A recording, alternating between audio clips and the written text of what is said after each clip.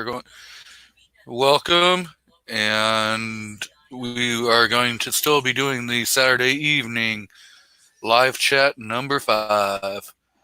So, welcome DM Foss to the show. Hello, hello. I see we got Mystic Guns out there, number 1. We got Andrew Faulkner, Gun Loving Grandpa, Blitz, and we're being quirked by the Yankee Marshal, so we may not have as many people. We got who else am I missing? Did I miss? We got Rob D in the house, Mister New York Outcast himself. He uh he was on Joe Smith last night. Did a pretty good live stream last night. We've got Pancake Boy in the house, Mister Midnight Range. So I guess I'll shut off. So Buck says it's raining. I don't know. We've been having some pretty nice weather the last few days in the mid 70s, nice and sunny. So, oh wow, Black Hat Outdoors is out in the audience. There is a link in the chat if anyone else wants to jump on. I'll throw it back out there again. So, DM, you said you ordered a new gun. Well, kind of back early on when they started shutting everything down, I had ordered a Marlin 60 and a lower. And the little gun shop that I go to, um, they were doing appointments to kind of get around the stay at home stuff. And then our governor instituted a snitch line where you can report non-essential businesses, and they were afraid of getting in trouble because then they could lose their FFL. So they're last I had heard, they're closed. Um, with what you were telling me about what the ATF said about the drive-throughs and whatnot, I'm hoping they'll be able to open back up, but I haven't seen anything yet. Yeah, Jared did a video on it earlier from Guns and Gadgets talking about the ATF allowing drive up windows, walk up windows, um, tables being set up on the property. They can't, you know, do like a coffee drive up coffee style unless it's on the property because the ATF says that they have to be able to have access to wherever the FFL is holding their business. So, so it has to be on their property that the FFL is issued to. So they can't do it from their garage at home if the FFL license wasn't issued to that address to begin with. Midnight says snitches get stitches. Not in Washington. Snitches get rewards. Yeah, what was that? Was that in L.A. where the governor said that? Probably.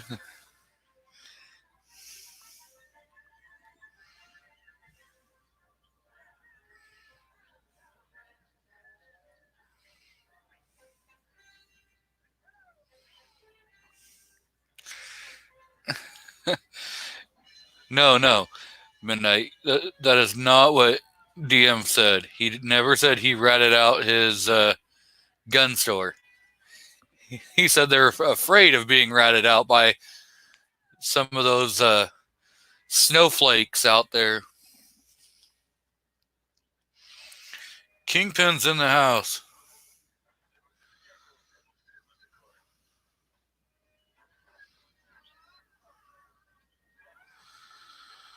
So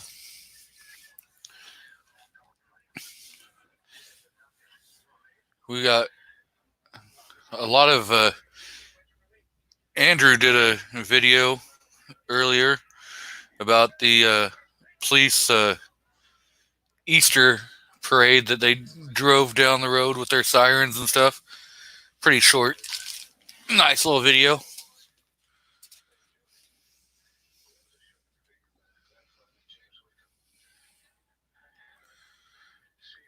So we,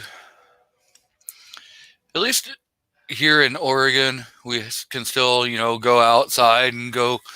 A lot of the gun ranges are closed, but you still have, BLM land and other stuff like places like that where you can go shooting.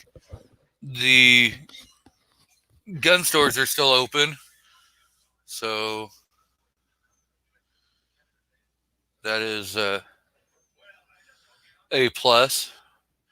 And they're getting their ammo back in, so it's not so hard to find ammo. Of course, we we got lucky. We didn't get hit as hard by the panic buys um, locally when it first happened. Yeah, a lot of the gun stores had run on by new gun owners and stuff, or people wanting to stock up, but they still had some good caliber choices available.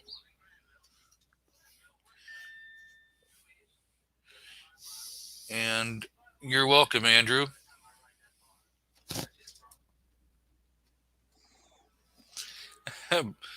Black Cat said he had to locate some liquor.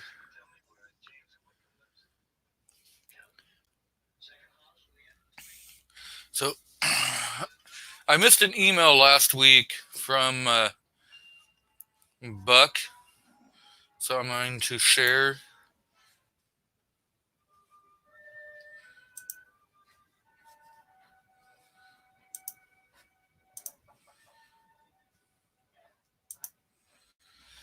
There is the little keychain pistol that he won when I did my giveaway. So thank you for sending in the picture. Glad you like it.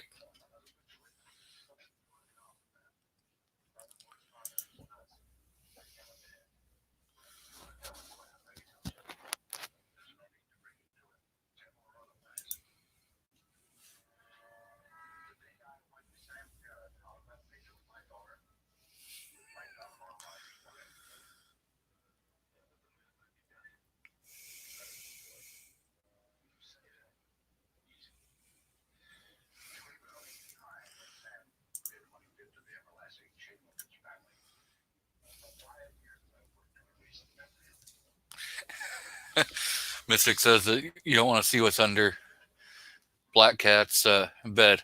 Probably not. It's probably better than seeing what's in his basement.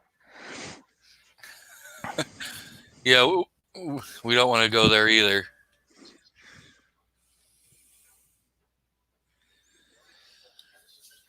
So,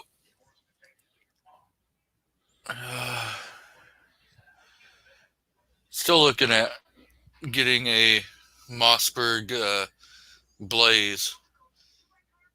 It's the 22 long rifle AK that they put out. It looks pretty nice.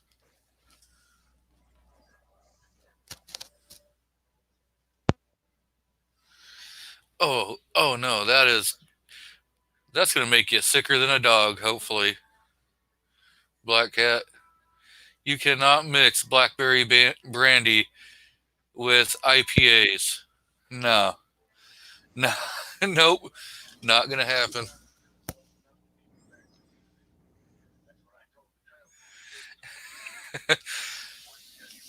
He says that the basement's fine if you don't mind leather and chains.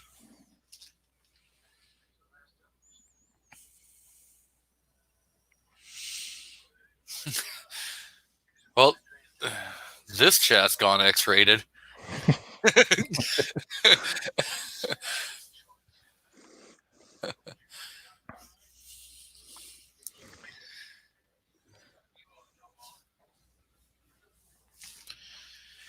So, have you made it out shooting lately, or has the Gestapo stopped you?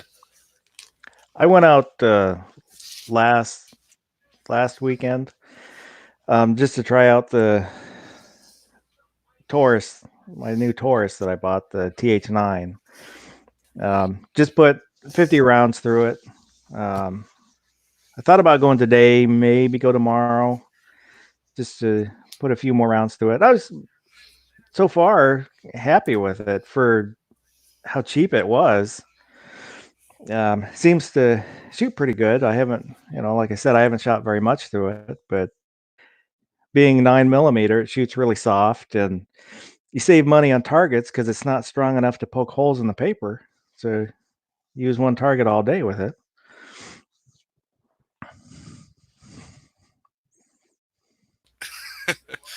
Yep. That's the one thing nice about 9 millimeters. It just hits the paper and falls right down to the ground. You don't even have to worry about putting a little dent in it.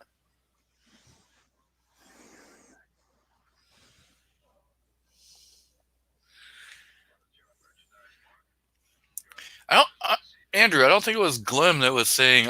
I believe that was Rich White that was talking about the Mossberg being not so nice. But yeah, I don't know. That Mossberg Blaze 47 looks like a AK-47. Looks pretty darn sweet. And of course, it's a 22, so you're going to be able to shoot it all day and not spend a whole hell of a lot of money. And we got people outside and riding on dirt bikes.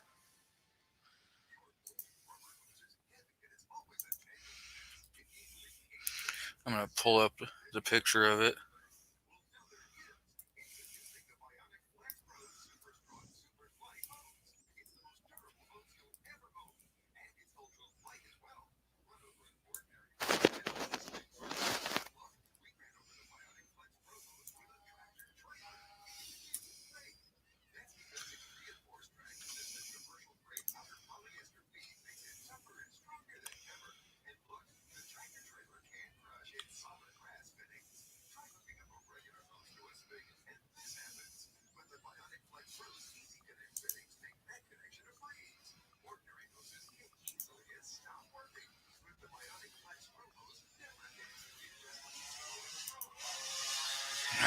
Listen to that little rice rocket go.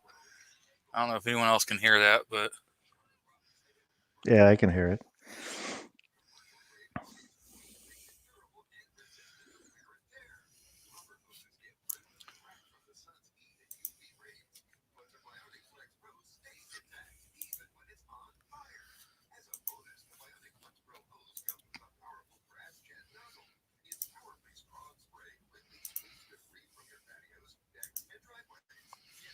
so this is what I'm looking at.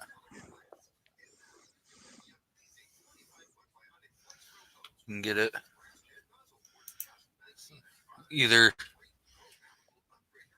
camo with the full wooden furniture, or you can go with the more tactical, collapsible stock, all that. And they're not too darn expensive.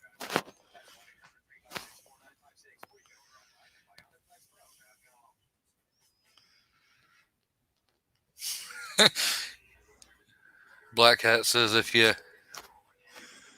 shoot 45 ACP, you can run down range and watch it when it finally gets to the target. Now, look at that one. That one's just all plastic, but it still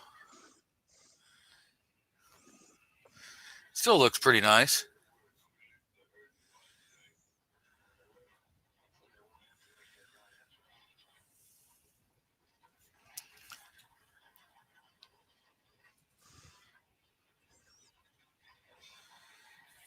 And it's, shooting 22. So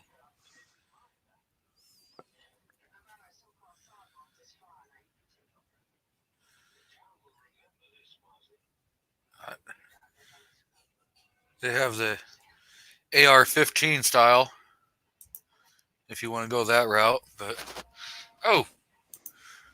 hey Rob, how's it going? Good. Just figured I'd jump in. It's a little quiet in here, so maybe I can help out. I don't know. At least help you pick on Black Cat or something. Yep. Hey, great show last night. Thank you. I was a bit nervous and made a rum and coke at the start of it to try to calm the nerves, which I don't know if that helped or not. So, but yeah, first interview, so guess it wasn't bad. I didn't end up plastered on the floor or anything crazy. So Yeah, I decided I had to lob out that little harder question for you. Oh no, that's fine. I appreciated it in a sense. So I don't mind discussing things like that. So Yeah, I've thrown out what my feelings are on the situation, and like you said last night, if you've done your time, and you've completed all your stuff, you should get your rights back. oh yeah. Yeah, it's a shame that somebody that may have got caught up on something ridiculous 10 years ago can't protect their family today or themselves, in my opinion. Or they do something stupid as a kid and not thinking about what's going to happen later in the future. Yep. I know Which my area, if you do 25 over, it's a felony speeding ticket. So, and there's a lot of places where the speed drops pretty quick, and you could easily get caught up into that. And just to say, what if you don't get the warning that time? That's a heck of a shame. You lose your right to vote, and you basically lose your right as an individual. You just become a subject at that point. That's crazy. Yeah, I think it is. Especially because it always seems to be the area where, the bushes are covering the sign and the police park right across the street or something. Yeah, it always seems to be that type of thing. But yeah, it's pretty ridiculous. I know a kid that didn't want to get his mail delivered to his house for his parents to find out about grades, so he cut the mailman's tires, and that's a federal offense. So obviously that's kind of a dumb thing, and he had to pay restitution. It was a big ordeal, but still, I mean, should he be a felon for the rest of his life because of a stupid thing? I don't know. I wouldn't think so. No, and the thing is like, and I've been pretty open about it. I did stupid stuff when I was a kid, and caught some felony charges, and it cost me like $5,000 to get my rights back. Not everybody has extra $5,000 laying around to be able to get their rights back. And in certain situations, you can't get your rights back. Like, if it's a federal crime, it's a lot harder. I would hate to find out what it would cost for, a federal crime to have to go and try getting your rights back, because I mean, you're gonna have to petition, and file all of that and that'd be a long, drawn out process. Yeah, if you can even the do average person is paying for time with an attorney to see how it would even go and what the cost would be, and very overwhelming to some, I assume. So it is kind of a shame that things are set up the way they are when it comes to that. Now there is a organization out there. It's Wipe Record, I believe. Let me pull it up. I think that's what it's called.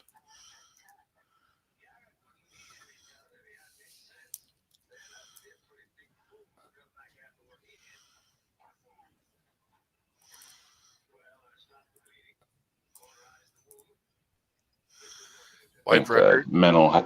mental health is an issue too, where there's some issues. I know firsthand a guy that his family split time between here and Florida, and he was having an issue with his wife. So when they went down to Florida, him and his mother called the police and stated that the wife was unstable.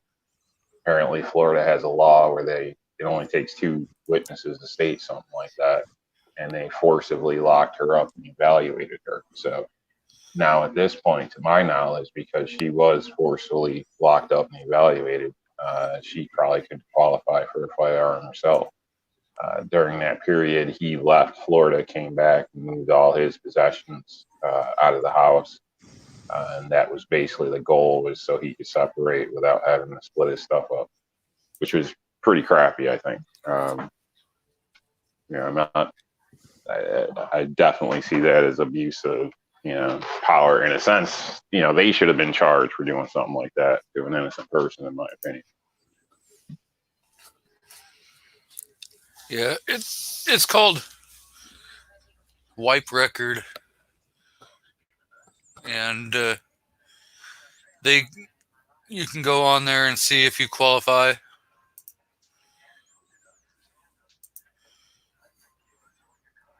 Yeah, thankfully, I've been lucky enough to avoid all those issues. So these guys will help, in different states. So, I mean, something like you were saying, traffic issues can cause you to lose your rights. Who's going to expect that, hey, I get a traffic situation going on and I'm going to lose my rights? I'm sure some would be shocked. Because like I said, 25 over, when you consider the average person usually does 10 over anyway on the highway. The speed zone flips. It's pretty easy to get nailed in some situations. Two Gun Kitty is out in the audience. He's been putting out some pretty good content lately. So Walter Davis is here. Blitz says he didn't realize that he was big on 22 long rifle till he realized that he had 4 of them.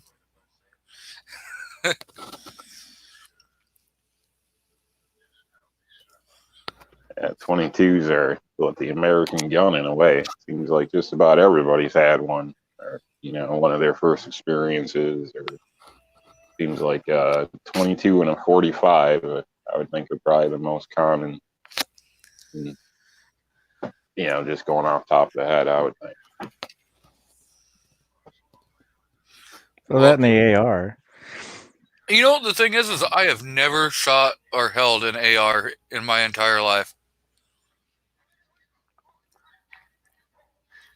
You're not an AR racist, are you? Nope. I do believe that everyone should be able to own whatever they want, and ARs are just not for me. Why don't you like ARs? Not saying you don't like them, but you've never been drawn to one, or don't see the advantages, don't want to be labeled with something, or what's your justification? I don't know. I just find that the AK is a little sexier. A lot of people say that, oh, look, it's the commie gun. I don't know. Yeah, It's I- like so you're an it's- AK guy then. yeah, and it's like if anyone watched Colion Noir's video that he put out on his AK that he just got back, you know, it.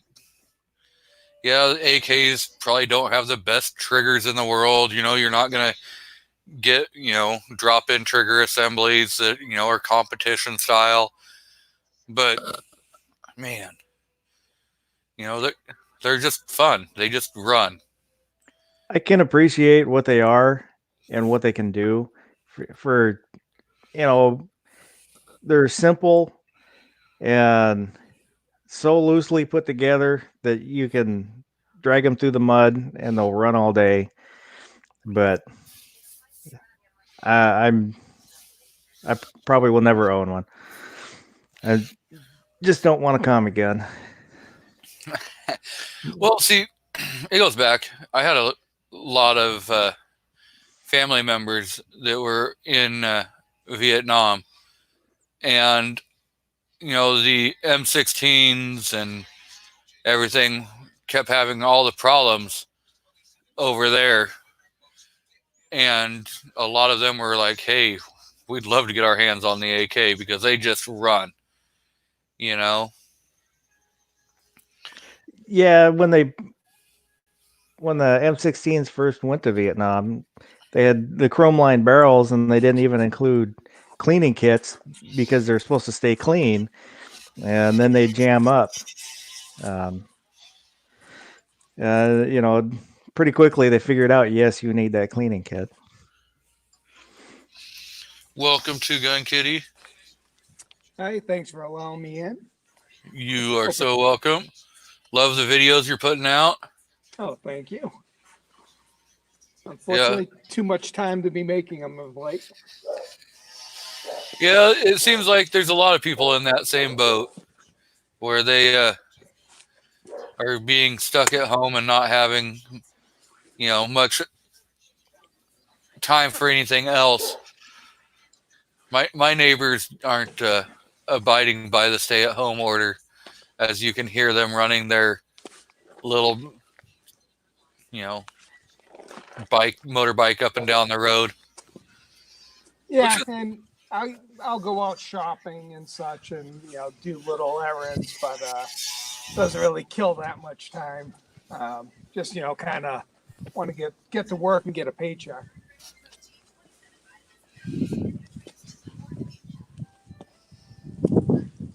I wish the gun ranges were allowed to be open. At least it would get something to go do. I'm not sure on your location, but I know a lot of places have state land or public land that you're able to shoot on in most cases without a permit or any kind of fee or anything. Some states are funny about that, but we do have some around. I'm just not too familiar with the spots. I could research it a bit, but I also kind of want to conserve ammo too until. Yep. Oh, I understand. That gets a little straightened out. If you have doubts, I would recommend maybe contacting your state police and asking them. I know that's what I did in my area, and they stated in New York State, if it is not marked that no shootings allowed, then you're fine. Obviously, normal rules apply. Don't stand on the road and shoot where cars are coming in and things, but should have a backstop. All that type of stuff. Nobody does where I go half the time. There's an area where people just destroy the place, trash everywhere, and shoot blindly down a hill. That's too ridiculous. bad.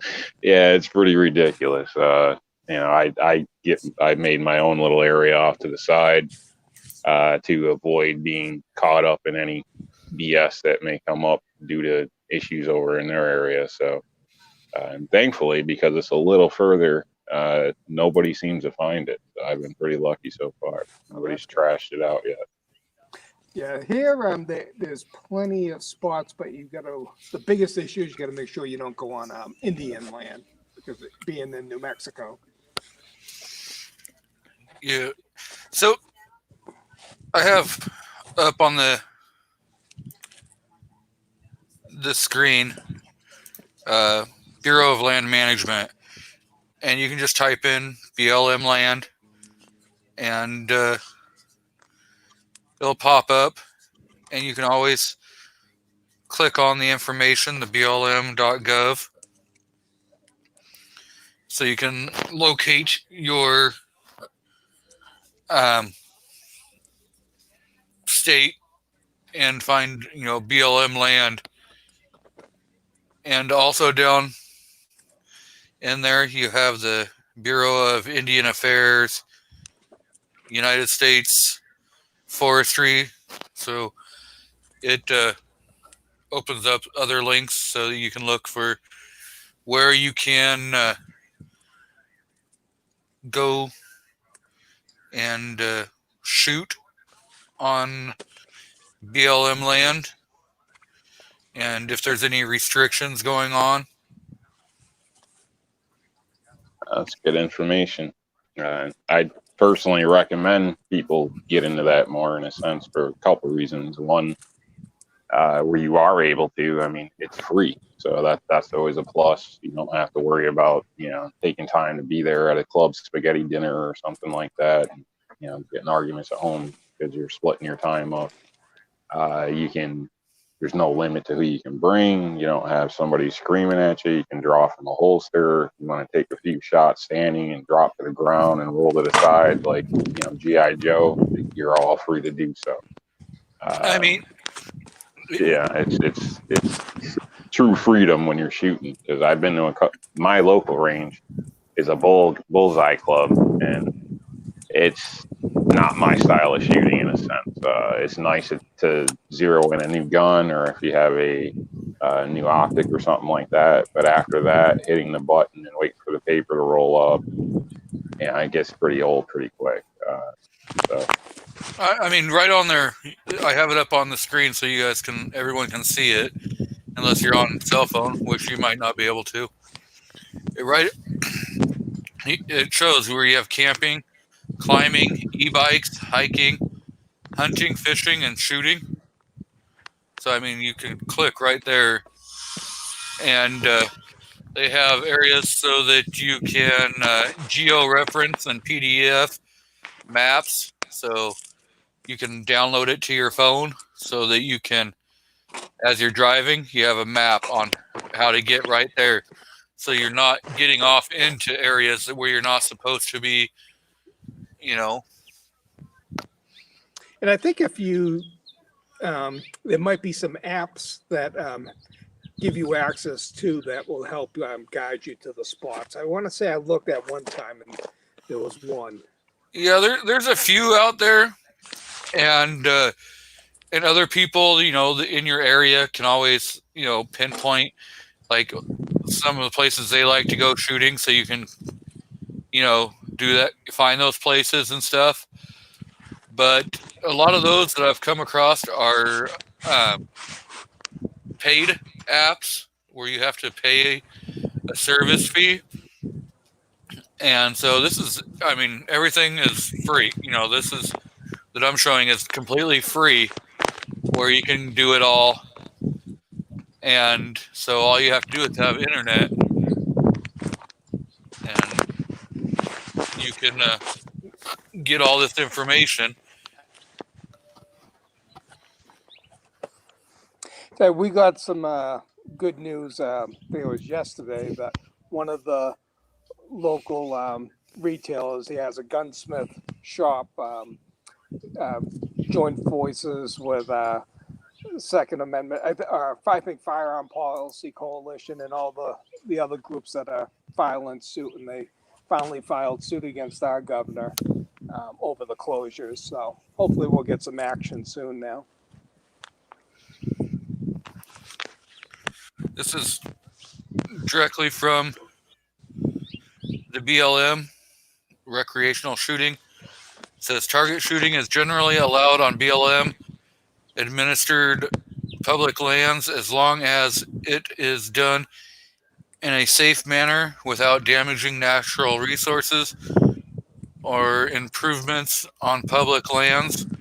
Access all BLM administered lands discharging or using a firearm, weapons or firearms is not allowed on developed recreational. So, like, you can't go to a camping site, a BLM camping site, and just because you're camping there, you can't just shoot, right from your camping spot. You're gonna have to go out into some of the wooded areas, away from the campgrounds. Yeah, that makes a fun day though. If you do go camp, you can go hike out with kids or friends or whatever, and find a nice spot and enjoy yourselves and hike back in. It's part of the adventure.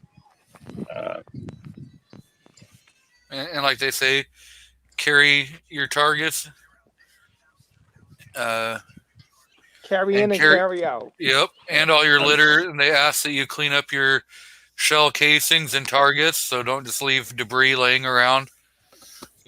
Make sure you're not shooting across roads and stuff. In most of the state lands that I've come across, there is vehicle access to where, I don't go anywhere where it is a campground or anything. I go to just strictly, land in a sense.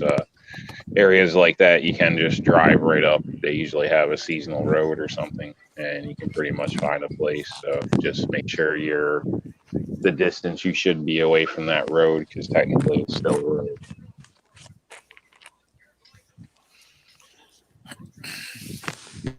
So I'm gonna double check that no one else is trying to.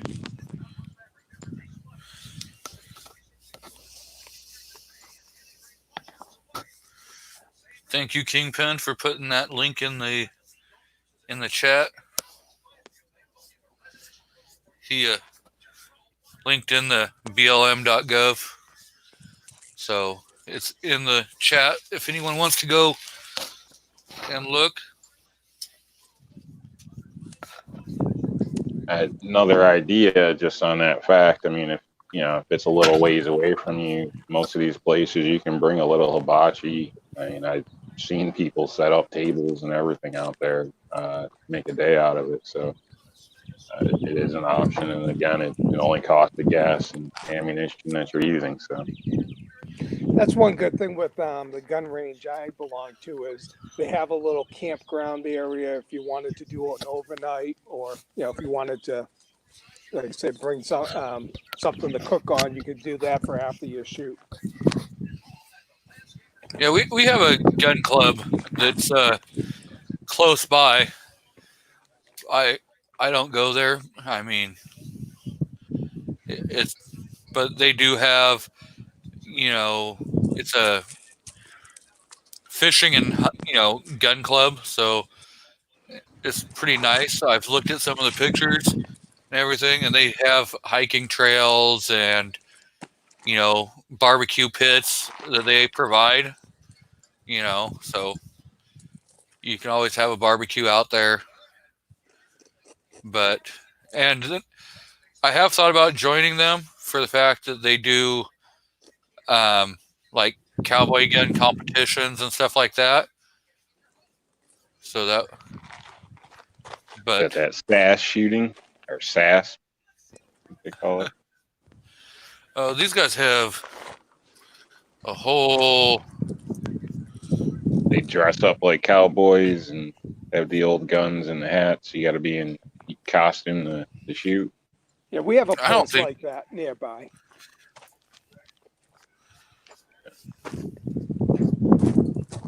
It looks interesting because, I mean, I guess there's limitations on what firearms you could use and everything. Yeah, probably a lot of single action. Yeah, a lot of smoke, I guess, from the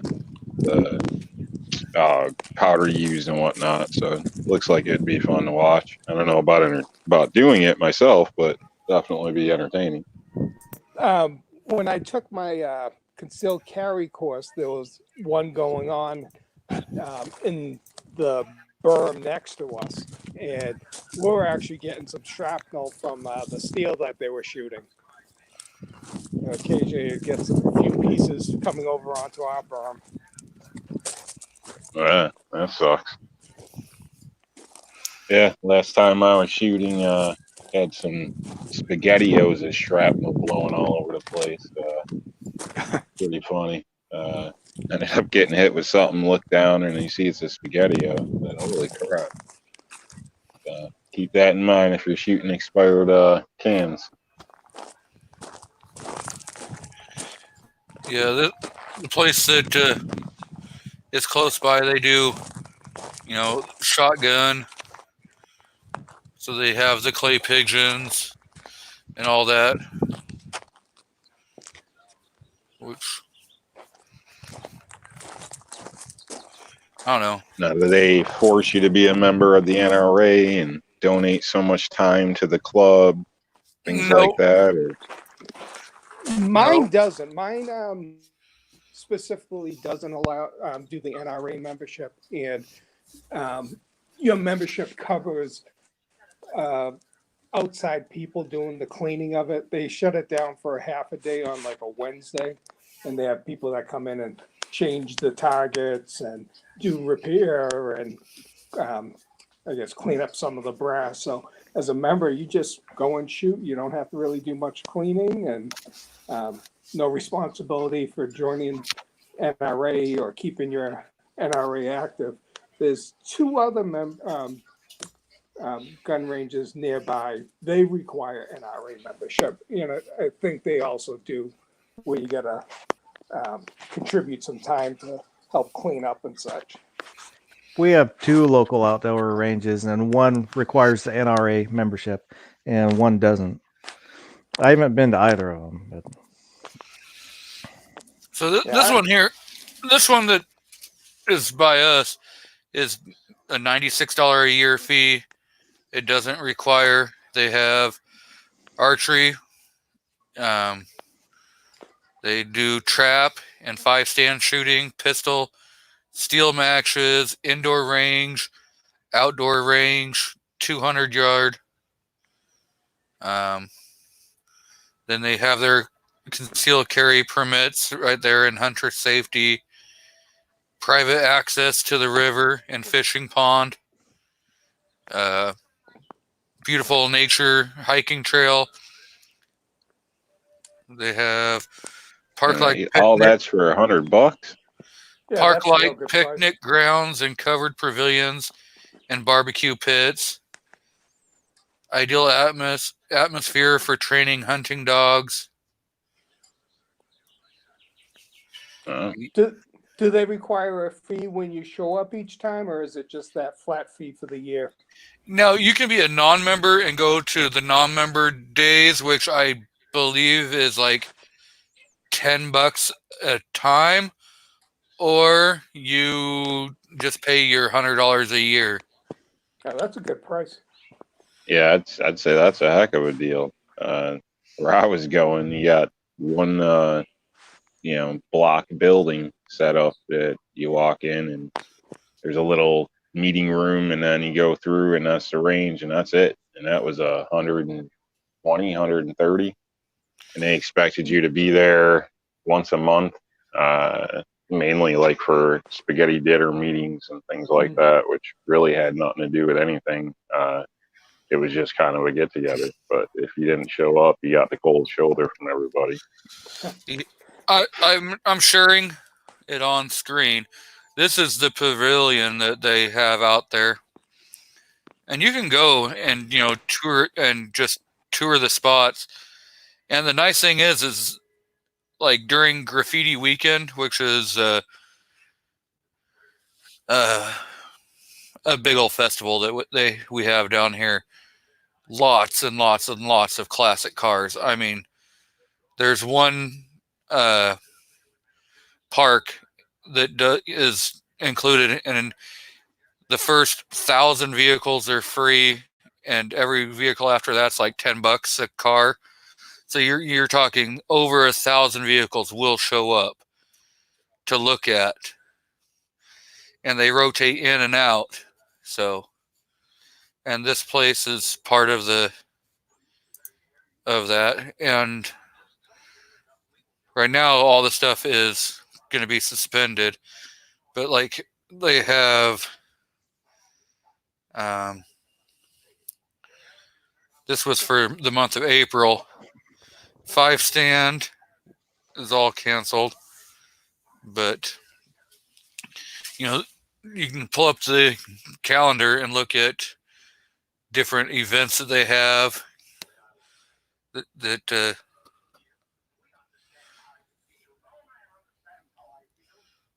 see. Right now, everything's going to be closed, so let's try going out to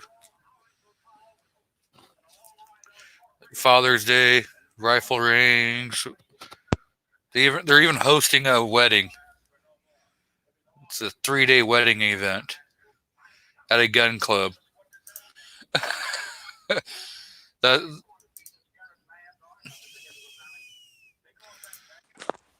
looks like two. Now, did the broom have a choice in that wedding? The groom probably did not have a choice in where that wedding's being hosted. That reminds me of a gun range near where the town I grew up. That they had a lot of functions like that and had kind of an outdoor setup. And that's to say that there was kind of a rod and gun club.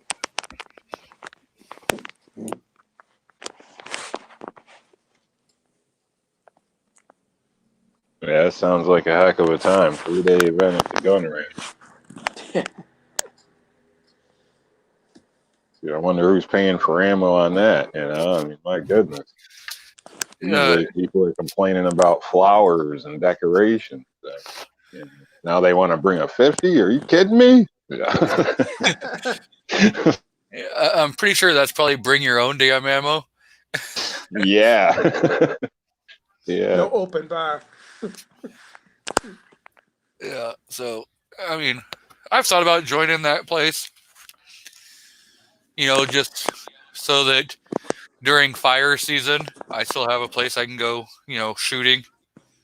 Because if, high fire season, they shut down, like BLM land for being able to do that kind of stuff, which is understandable because, for the price that they offer, it would be worth it. And it offers more than just shooting. So, yeah. Yeah, I agree. I think that's not a bad deal. If you can swing it or whatever, because you figure, worst come to worst, you force yourself to go a few times to get your money's worth. But yeah, you'd only have to go 10 times because it's like $10, $10 or $12 to go there as a non-member. So if you went there, say 11 times, you've spent your money, and paid for your year. Yeah. Do they allow you to bring next? guests? Sorry, go ahead. Do they allow you to bring guests on that membership, or do they pay extra? I do believe you can bring some guests. I actually haven't looked into all of that. Yeah, because if they do that, then you can really benefit from the membership too. Yeah. Gonna say if they have any kind of competitions. I know mine here has a junior league and some other things. If you remember, I assume you could probably go watch for free, which is, in a sense, entertainment if you're into guns. So I think some of these junior leagues are impressive. Man, these kids make a lot of adults look pretty sad. Yeah, they have cowboy 3-gun competitions down there, which would be fun to go check out and stuff. So,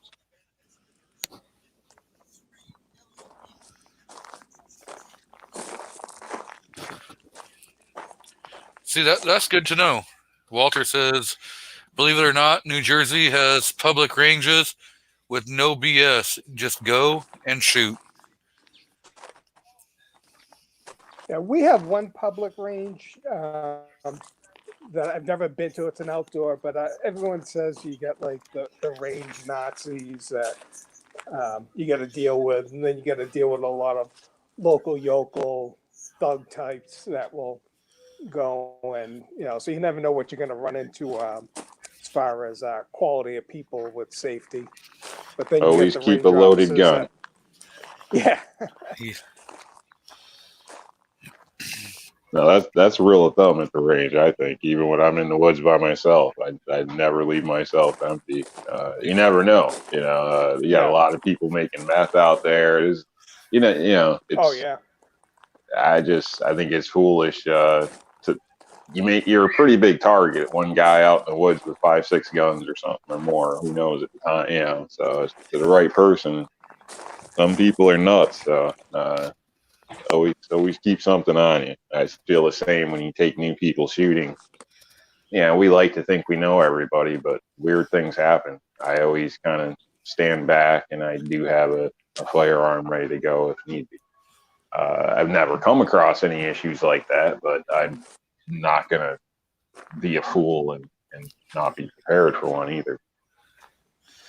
Yep. You always have to have a backup, but at least like where I live in the community, the county that I'm in is a real 2A community, and like I said before, a couple of years ago, before all the 2A sanctuary counties became popular, we voted in to be a 2A sanctuary county in the state of Oregon. So, it's always a good thing. Yeah, we're similar here. We have a strong two-way community, but then we got a very strong anti-gun left-wing type of a thing, and then we get a lot of pro-gun liberals too. So we get a mix across the board. But we got about 28 of I think 32 sanctuary counties here now. Yeah, this is the area that I'm in is real conservative, so you don't really Must be nice. you don't hear a lot of the anti-gunners. I mean, there probably is anti-gunners because there's anti-gunners everywhere, but they're not out there being loud and proud because, well, they're quite well outnumbered in this area.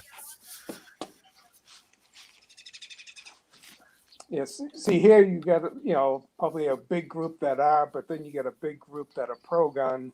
And you get so many gun shops, so you can just go into a gun shop if you need your pro-gun fix and strike up a conversation. And I feel bad for my wife. It's like the place she works, everyone there is just your typical bleeding heart liberal, and she's going to listen to a lot of garbage from them, and it's like, it's almost like listening to MSNBC all day.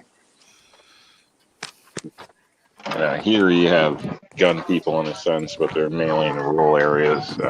Obviously, in the city there's some, but they don't really make it known much.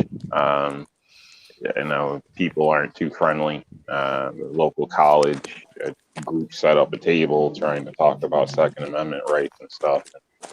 The table got flipped. The police got assaulted. There was a bunch of arrests. People had just kind of instantly called it racist, which is ridiculous. The table didn't say, hey, white people get a gun. I don't understand how they took racist by it, but needless to say, that's how it was interpreted. There was a gun buyback here a while ago. I made a sign and went down there, and the police basically ended up being my bodyguard by the end of the thing. Even the guy running the place at the church was in the middle of the street screaming at me.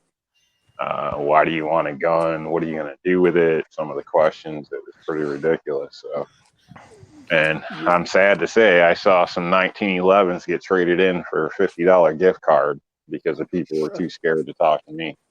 Yeah, it's because sad. I was the guy with the cop standing next to him. So it's like, it's pretty crazy. So yeah, before all this coronavirus stuff went down, they were planning to do a gun buyback here, but I think that's not going to go over too well since everyone ended up buying every gun in the city. I don't think Yeah, we'll be getting too many sold back after this. The only offers I got were from what I believe to be police officers trying to get me to break the current laws at the time, the new laws, and one guy with a busted 22. I don't even know what it was. It was beat up and all broken, so I didn't have any interest in it. But yeah, it was a hairy experience there. I have on the screen Waldron's Outdoors and Sports. This is my local 2A area. I love going to this store. The guys are all friendly and everything, knowledgeable, and they'll even tell you, where they go shooting. They'll draw you maps on how to get there. So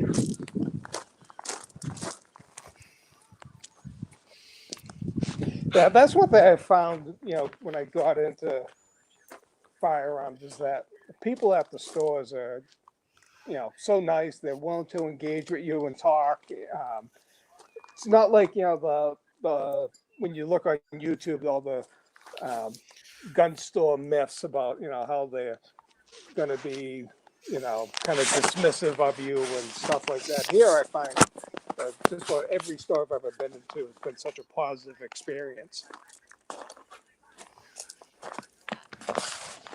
My area, the smaller shops, which I only have one of, it's actually somewhat local, very helpful, straight to the point. If you need help, they're happy to help you. They're also happy just to have you point out what you want and call it in and verify and send you on your way. Great people. The box stores, the big box stores, I've had issues with personally. I've actually had them just refuse to call NICS. They just told me they retain the right to refuse sale for basically no reason. I was trying to get a rifle, and I had. By big box store, do you mean like Walmart or Cabela's? This was actually a Dick's. This was many years ago. Yeah, and I think they stand by their name. I think that represents them well, in my opinion, because like there was no reason. I was very polite. I wasn't drunk. I wasn't irate or anything. I assume I don't look like the guy that's sleeping with his wife or something. So I have no clue what caused this. But the guy called the manager, and then they just came out and said they had the right to refuse sale, which I was just dumbfounded. Little did they know I had a handgun on my hip. I'm thinking, and they're giving me crap about a rifle. I left, and they ended up calling me back like 3 days later saying if I want, I can come down and pick it up. And I basically told them where to stick it because I already went to the other small shop, paid $20 more, and bought the gun right then, right there. So $20 well spent. Yeah, exactly. So the way I see it, to me, those other like places like that, Dick's, Gander Mountain, they're, you're just a number. It seems to the little shop, they do quite well. If I'm looking for something, they'll get it. They'll hold it in the back for me until they'll give me 48 hours if you want it. Get it within 48 hours. But the bigger shops aren't doing anything like that. So not around here. Yeah, the Cabela's here, my interaction's been pretty good. I think it depends on which person you're dealing with. I was talking with an old timer that he was really good, and a couple of other people I've talked with there, were pretty good. But box store, it's hit or miss. You don't know what that person's knowledge or background is. You're not gonna. It's not like going into a true mom and pop gun shop where they know firearms. Yeah. Go ahead, DM. Oh, I was just gonna say all the little gun shops that are around my area, everybody's nice. It's just they don't have they barely have any kind of selection, and for ammo, it'll be like a little bookshelf. So I'll have to go up to Cabela's to get ammo. And I bought a couple guns from Cabela's, and it was an ordeal each time. And the last time was just such a clusterfuck that I ended up calling them and telling them because it was I was waiting for a background check to come back. They said they hadn't heard anything. I called the police department and they said, well, we've processed all the paperwork from back then. And they refused to do anything until they heard. And in Washington, you can release the gun after 10 days.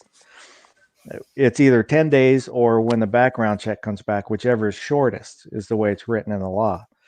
And they refused to do anything about it. So I told them, you can keep your gun. I don't want it.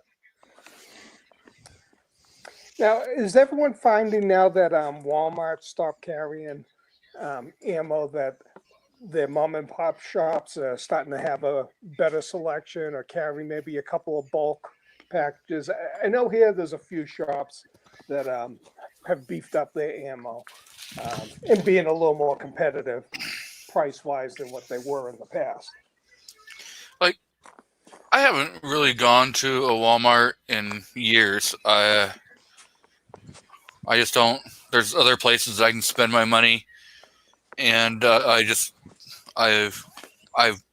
don't like the way they treat their employees or anything. So I have chose to not do any kind of business with them, and so I go to other places, and I have.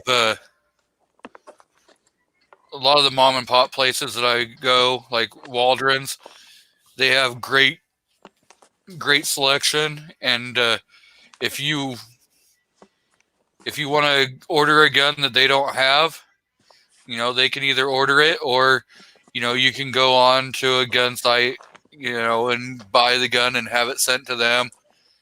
Super easy.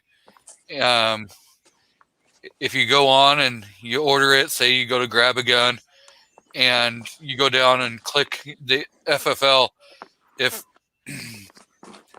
they're not there, you can get the information and call the gun store, and they'll immediately get a hold of whoever and say, hey, here's our FFL, here's all of our information. They'll call them, they'll email them, whatever needs to be done. And they're pretty quick about getting, the stuff done for you. And they're, like super courteous. And if I want to go to like a little bigger, box store, if you want to call it, I go to Buymart, and they're pretty good, and they have a lot of bulk items that you can find, and their prices are pretty reasonable for ammo. Like, we've gone to Sportsman's, and like in a couple different states, and we've always had some problems. But like the Sportsman's down here close to us, I went in there, I was treated really nice, and they were willing to answer any questions that I had, let me look at whatever I wanted. But the moment my wife went to go and, ask, hey, can I look at something? They just kind of ignored her, like, oh, why would, and so it made it seem more like she was not worth their time. Is Sportsman's Outdoors affiliated with someone else, like an academy or something, or are they just their own? I do believe that they're affiliated with some other companies. I just don't remember which ones.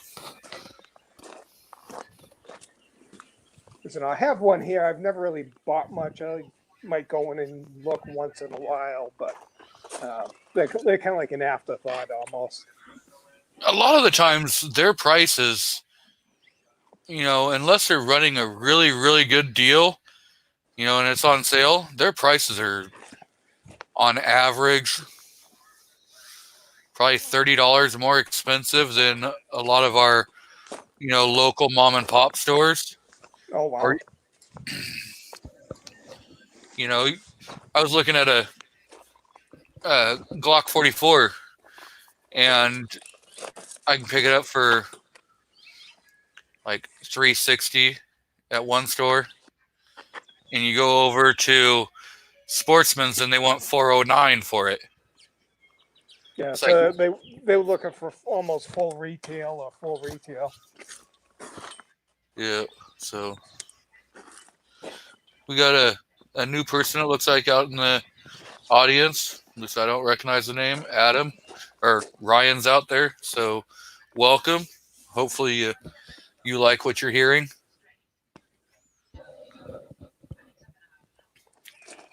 But Should we tell them now or wait a minute? So, the new people got to buy pizza. oh, Either that or bring the beer. Yeah.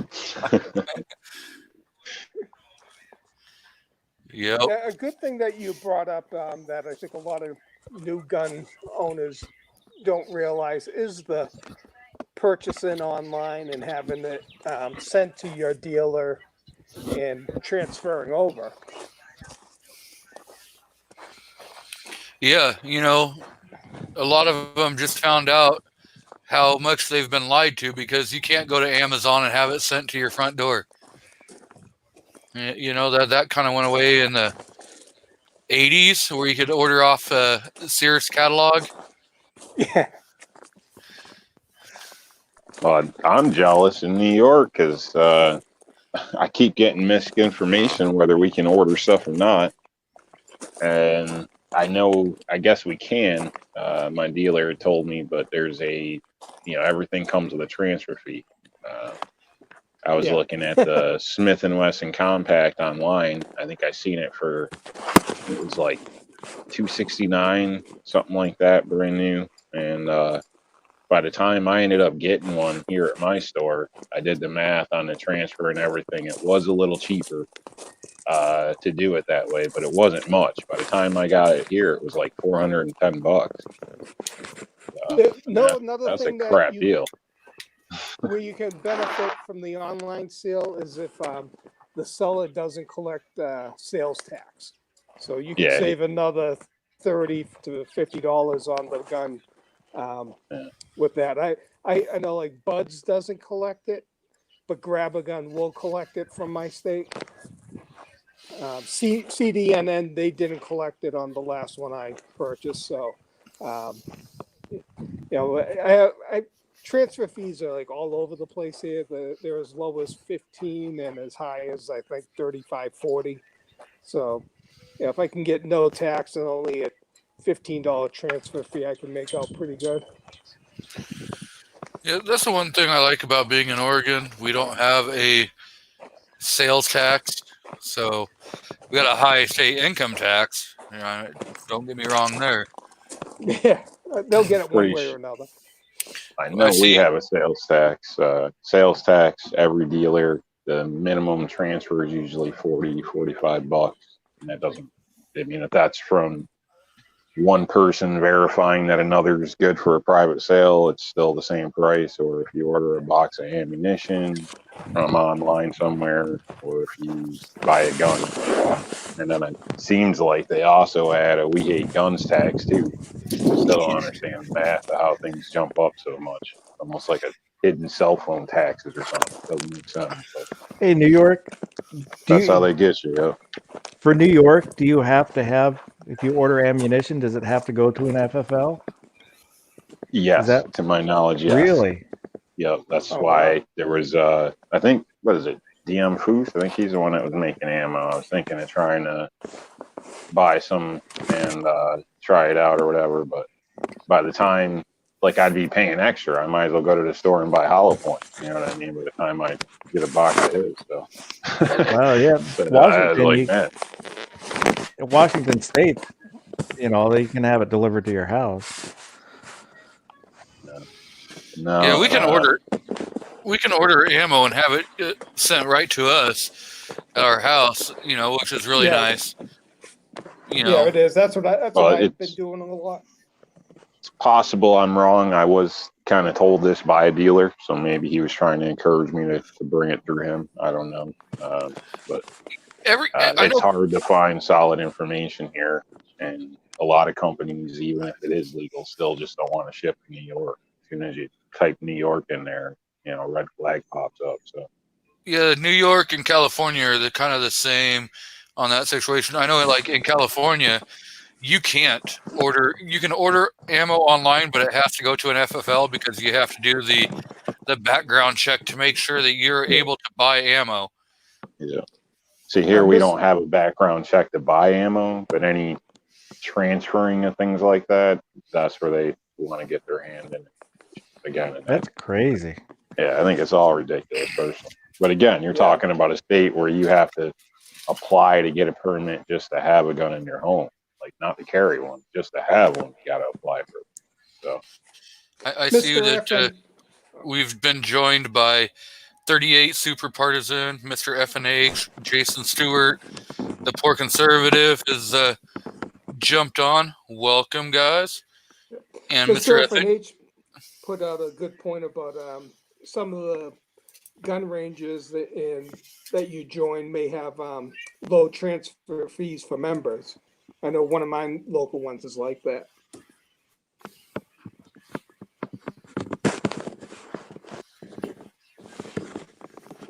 I think people have realized I'm doing a live stream, so they're going to make as much noise as they can.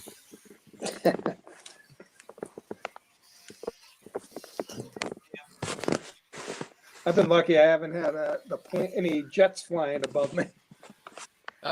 I mean, it's been quiet all day, and then all of a sudden I start up a live stream, and we got people mowing their yard, out cruising up and down on a crotch rocket or dirt bike, some rice rocket. that's how life goes. I think I got Clover attacked. Seems like he says that he got neighbors doing that. Yesterday I had a big military transport jet come up right over the house. That thing was like a herd of cattle. I used to live when I lived in Washington State when I was in the Wenatchee area, East Wenatchee. I lived up by an airport, and we'd have big old DC-10s, and we'd have some of the military jets flying over, and they love to do touch and goes. The jets would do touch and goes at the airport, and yeah, it was always fun. Yeah, usually I'm not in the main line of traffic from either the military or the regular airport, but depending on how the winds are blowing or something, they'll shift it. Because usually, like when they take off, they turn before they get to where I'm at. But if the wind's right, they have them come in like right over. That's when you're gonna hear it. I'll trade you. I'll trade both you guys, I guess, for the loud air traffic noise. I'll give you screaming junkies and people yelling and screaming about everything. So you always think something's going on, and then when you're finally like, nothing's going on, then they're beating on your car out front. So when I lived in Wenatchee, I was downtown. I lived right next to the sheriff's department and the public library. And yeah, I mean, always you would be hearing ambulances, fire trucks, the sheriff's department going out. You'd have crazy people yelling and screaming, and then when they did Apple Blossom, which was a festival, oh my God!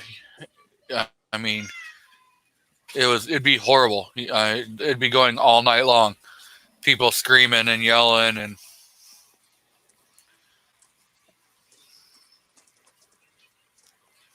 it gets crazy. I mean, we had people sometimes will be talking, just having a normal conversation, And but you would think they were out there killing each other, and then other times they are out there killing each other. So it's amazing. You know, you Yeah, I'm never know what's lucky. going on.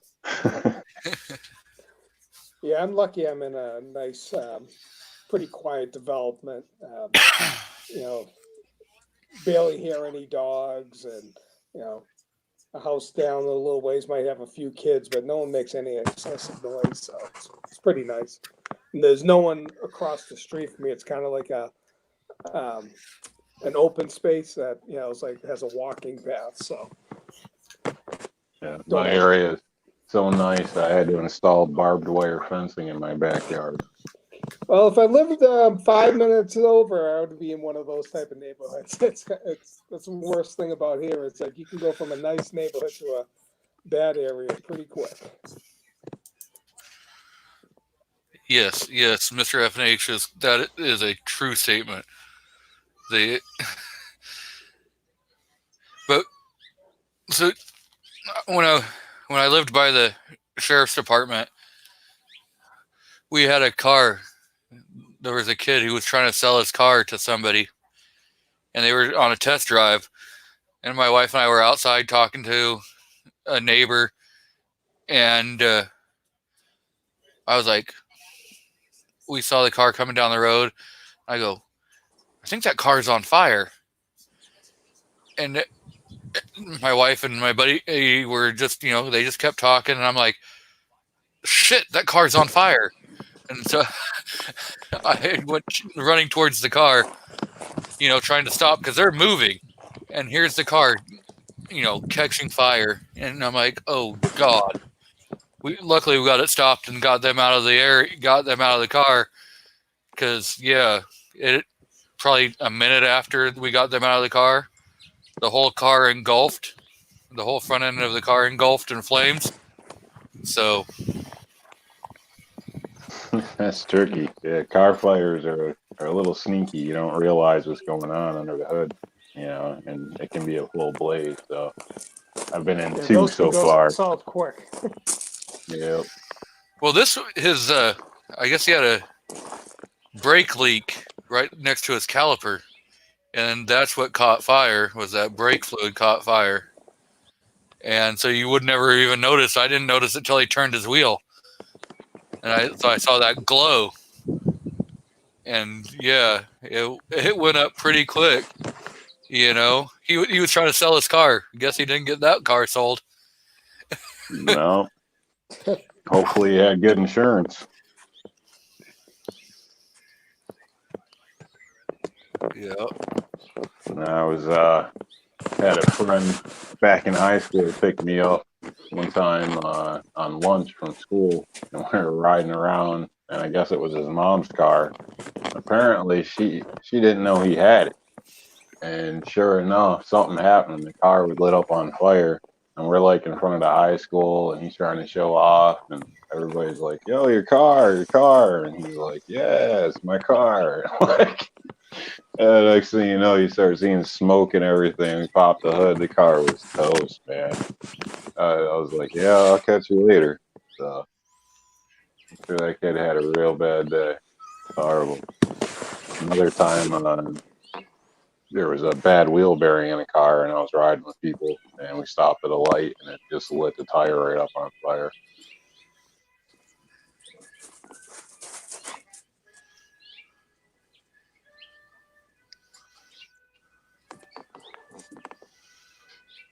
Suggest people actually fix the part instead of turning the radio up in the future.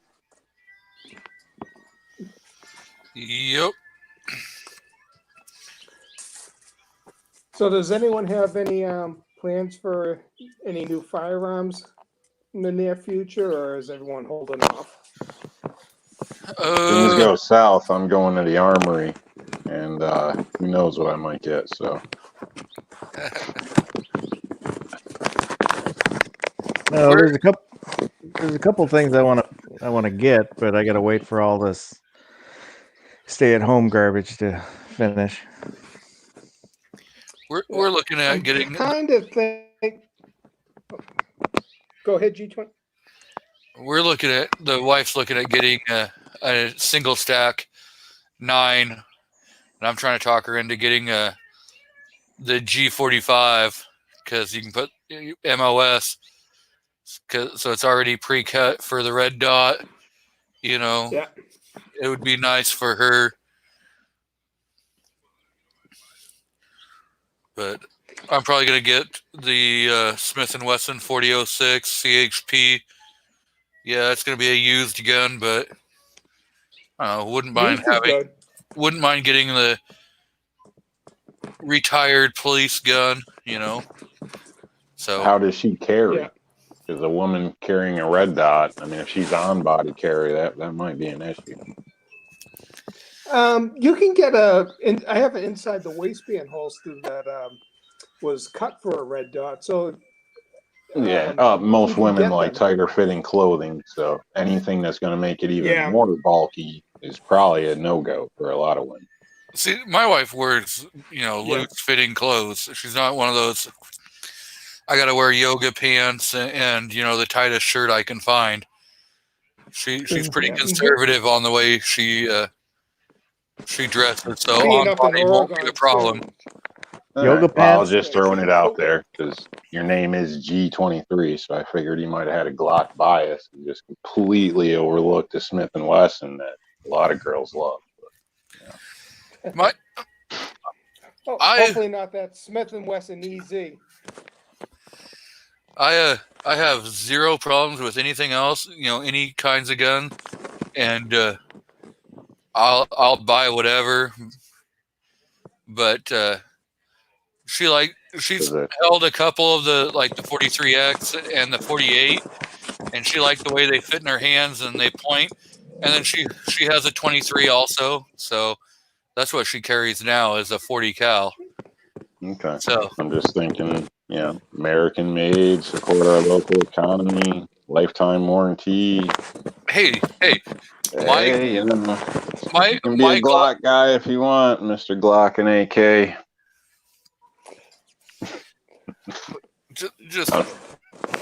just a sec right here.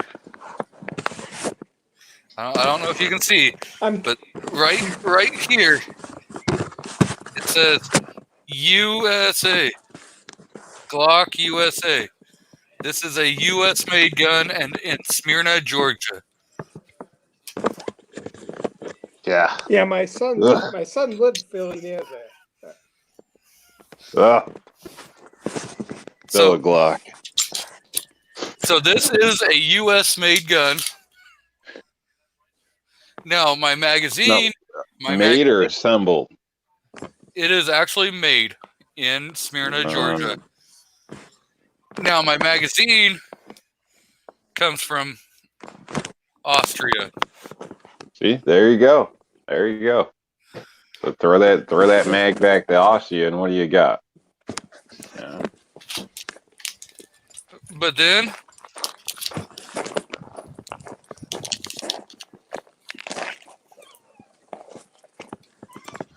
we've got right here a nice 31 round fun stick that is made right here in the USA by SGM.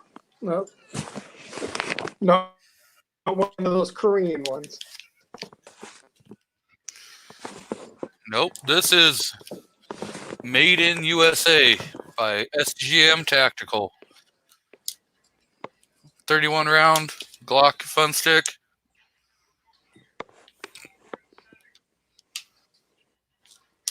Picked up at the Mag Warehouse. I'm possibly eyeing one of those SIG Red Box at CDNN for maybe like a SIG P226 and get either the 357 SIG or 40 caliber. I think they sell the conversion barrel, so I'd get the conversion with it also. Got to run the TFX. TFX suppressor height sights on there. I'm pretty sure Rob will agree that we can at least agree on TFX sights are damn good sights. They are. I don't know about putting them on a Glock, but they are. I'm just messing with you, man. I don't have anything wrong with Glocks other than how they look in the warranty. But besides that, they work. They're functioning. There's nothing wrong with them. Hey, I got a 220 lifetime warranty on mine, Yeah. and I can send it right. I can send it straight down to Georgia, or I can drive to Georgia and have it fixed. Yeah, they'll swap out all the parts and make it basically brand new.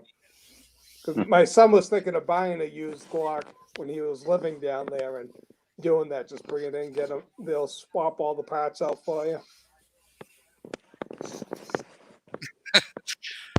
The poor conservative is giving me crap about Glockadoodle-doo.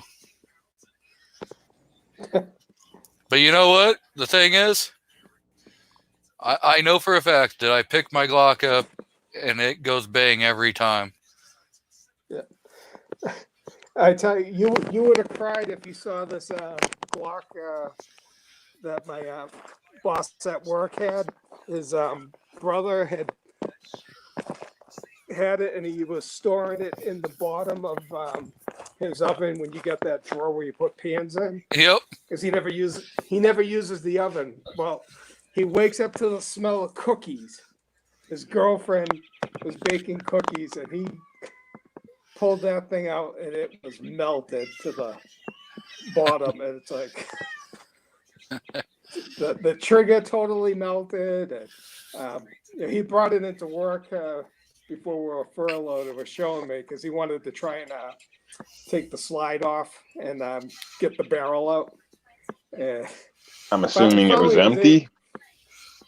Yeah, it was empty, and I was kind of worried that it's like, how do you know there's not one in the chamber? But, oh yeah, God. I wonder if someone could take that the serialized part out of there and then put it in a new frame. I'm not sure how much work would be involved with it. If you can get the slide off, you can always got the slide off. You can always just get a polymer 80 and build a polymer 80 and turn it into a ghost gun. Oh yeah. I'll have to tell him that, because that's probably even cheaper than buying a new Glock trigger and everything. Yeah, you can get the whole polymer 80 kit and lower parts kit. It's like $100 and something bucks. All together, you're probably looking like, depending on where you go, probably like $215, $220-ish. Yeah. With the lower parts kit, with going with a nice. I would, if I was gonna rebuild, which I'm just sticking pretty stock internals on my lower. Now my slide, I have taken the guide rod out and I put a tungsten steel guide rod in, 15-pound recoil spring, and I swapped out the mag release to run extended mag release, extended slide lock, slide stop, and extended takedown.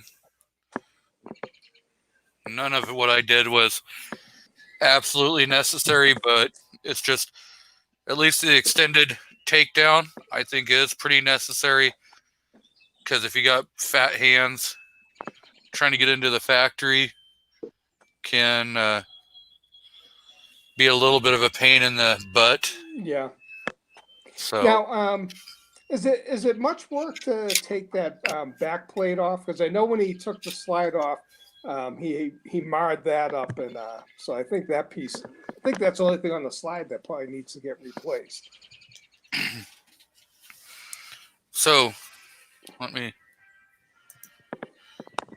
You're talking this little. That's part where that right here. Put like a Punisher. Yeah, they put like a Punisher one or something.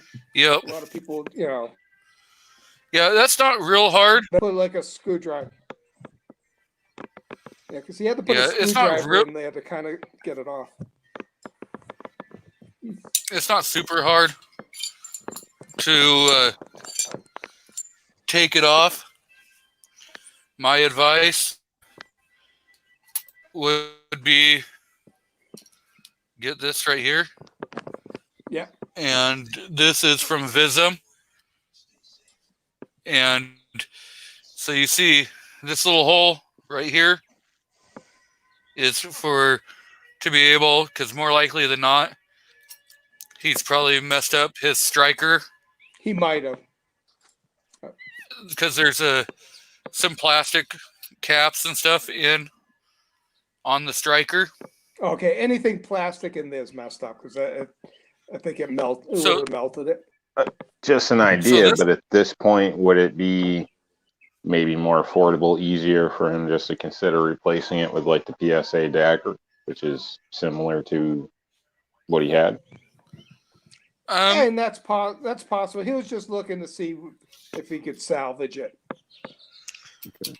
Which this right here, I would advise is a great tool to go and get because because even when you're doing front sights or you're doing your sights and stuff and you want to replace, I haven't replaced the sights on this one yet, but to get that front sight out, there's a nut way down in here and you have to have a special tool to be able to get in there, and this here comes with all of that. I thought And- you just shot him till the sights fell off. You can do that, but so like here in the back, this little comes open, so you have all your little parts that come with here. You got your punch to take down. You've got the Phillips head screwdriver and a flathead screwdriver. I don't know why, because there's nothing on a Glock that requires. But that Phillips or flathead, I guess you could use. G23, have you ever gotten one of those 9mm adapter barrels to put in your G23? No. 'Cause I know my friend, because he has a Glock 23 himself, but he also wanted to shoot some 9mm, and he was, he had heard that you can pick up a conversion. I didn't know if anyone's used those. You can, and if I was going to do, you can pick up conversions, and they're not that expensive. So, and the nice thing is the 23 is everything is completely compatible to swap over with your 19. So you can do it all that way. Now, I don't think you can use a Glock 19 barrel though. yeah, you can. You can. Oh, I know a Glock 17 one. I'm pretty sure you can throw the barrel in. I mean, it has to be the same generation. You can't take a Gen 4 and put it into a Gen 3. Oh, okay, yeah. I mean, you could if you're going to use your same guide rod that you already have,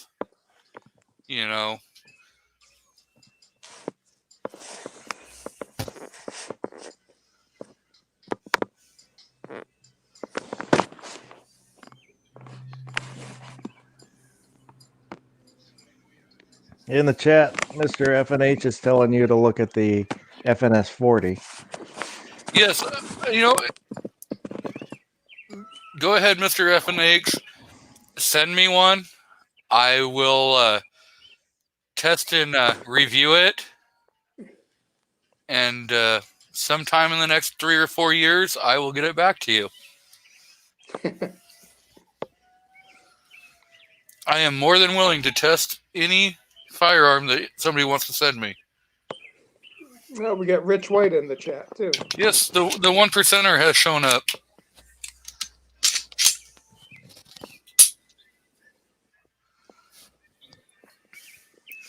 But so as I was saying,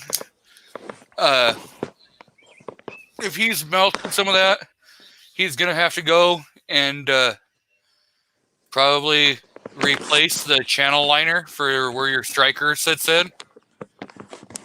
And so that tool that I was showing you has the Yeah. channel liner removal and install in there. So, and a new channel liner is like $3 or $4.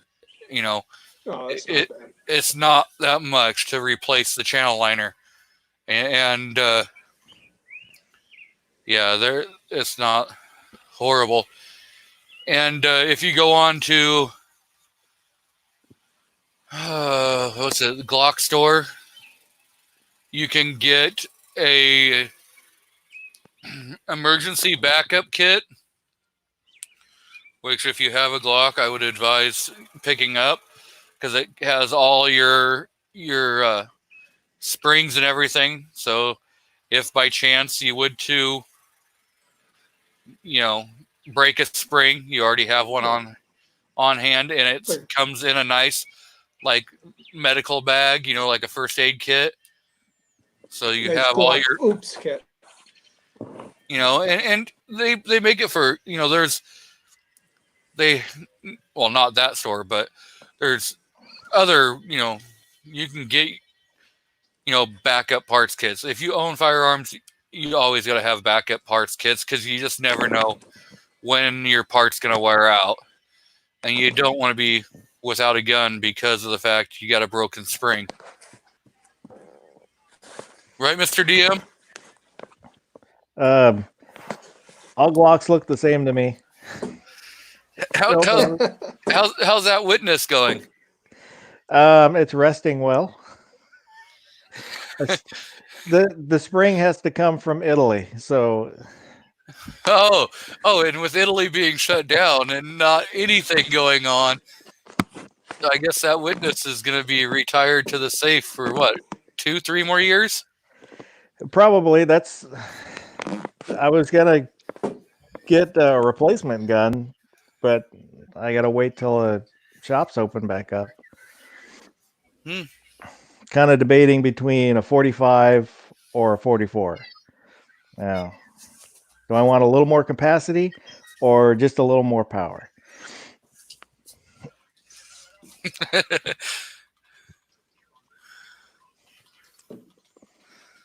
I will say that the one Glock that tempted me was the G20 in 10 millimeter, but just couldn't do it.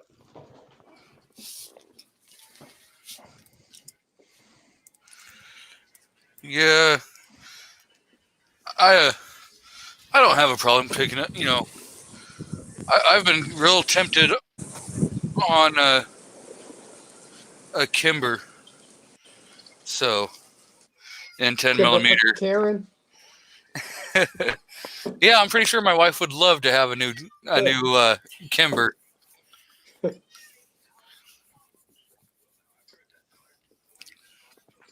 Now, if you go 10 millimeter, are you reloading yourself or? I'm not. Everyone always complains that the on the shelf ammo is a little anemic. So if I go 10 millimeter, then I'll definitely just order my ammo from the Minuteman because their ammo is just screaming. Is that the one in Washington that Yankee always? Yeah, that's them. That's who I use too for my self-defense ammo. Yeah, because I think Sorry. he did. Laughing. I think he put that stuff on the chronograph there, and it was pretty hot the rounds he was shooting. And Neighbors are about to light their porch on fire. for Brand new grill that's got a 4-foot flame coming out of it. Oh, that was, Yeah, I can see it on my security camera. The thing lit up on the thing, and I got motion activity, and you see a huge flame. So I hope it burns, to be honest with you. But even with shipping, the Minuteman hollow points work out to about, I think I figured out like 60 cents a round, somewhere in there. So it's a little more than a range ammo, but it's less than a self-defense ammo. So it's in between. So I don't mind, buying a whole bunch and using that at the range because it's not too expensive. Yeah, I looked at them at one time, but they're it seems like every time I look at their stuff, they're out of stock. It is. Of They're like the 9mm. when they get stuff in stock, it goes fast. So if you really want something, you have to keep checking back. Yeah. or you just click on what you want and ask them to email you, and they'll email you and let you know when it's in stock. Okay, so they do that. That's good. Yeah, I'm looking at some right here. You got your 180 grain jacketed hollow point traveling at 1,300 feet per second.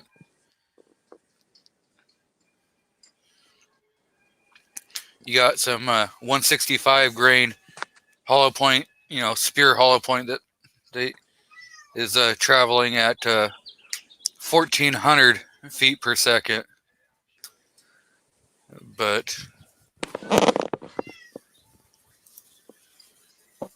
looks like they're all sold out. yeah, See, Fort Yeah. Scott's they had some stuff in. They were running free shipping this weekend. So if anyone's looking for defensive ammo on like Fort Scott, buy over $100 and you get the free shipping on their stuff. I don't see much point in 10 mil myself, and from my area. I mean, maybe if you're in bear country or dealing with working at a methadone clinic or something, it might be ideal. But most situations, I can't really justify the price for myself. Oh, I bought mine just because I wanted, a bigger caliber, and just because I wanted it. That's kind of what. You get people. Oh, go You ahead. get people that swear by it. So I mean, it depends on what your needs are. If you can handle it, it's great. It's same as like carrying a 357 Magnum. If you can handle it, it's great. But it's not for everyone. this is what I like to carry, and this is what I like to practice with is their 150 grain hollow point. It's coming out at 1,200 feet per second, and so you hollow points for the range. Whew, you must be loaded, man. actually, if you look at this, 250 rounds at $140. Still, So I don't know how much you shoot at the range, but if you go drop 500 rounds, every time you go, and then have kids or somebody else shooting, you're going to be in the poorhouse quick at that price. Well, the kids, you bring the ball ammo for them. Well, even if you're, so you figure. And I'm complaining about $30 for a box of 9mm. So, and that's what 200 rounds. And you're saying how much is in that one? This is 250. So you're looking at 56 cents a round. But that's not Okay, that so much more than what ball ammo for 40 would be. When I got my Blazer brass this last time, it was $70 for 250 rounds. So if you divide that, you're looking 28 cents a round. So yeah, if you're running Blazer, you can do 500 rounds for what it's going to cost you to do this 150 grain, But you're practicing with what you're going to be using for self-defense, so you do get the bonus of that. Yep. You're practicing with exactly what you're carrying.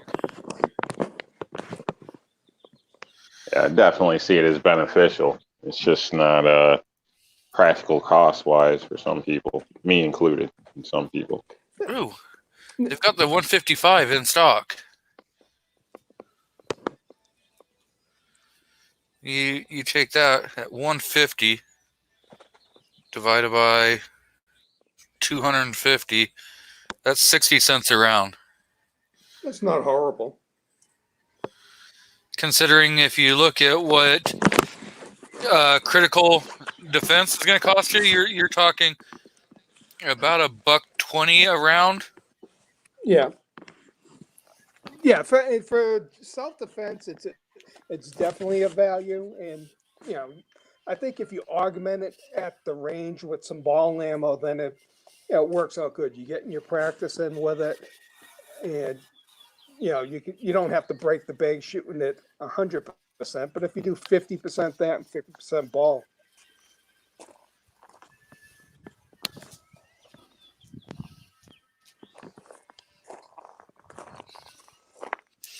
So, New York Outcast, here, this tells you right here. If you live in New York, the state law requires your ammo to be shipped to your FFL. Please use their address for the shipping and make it care of the FFL business name. Okay. Yeah, that sounds right. That's So basically what I've been told. So this is coming straight from an ammo manufacturer. So, and this is nice because Minuteman will sit there and break down, and tell you what California requires, Illinois requires, New York, Connecticut. They go by every state. If you have any kind of restrictions.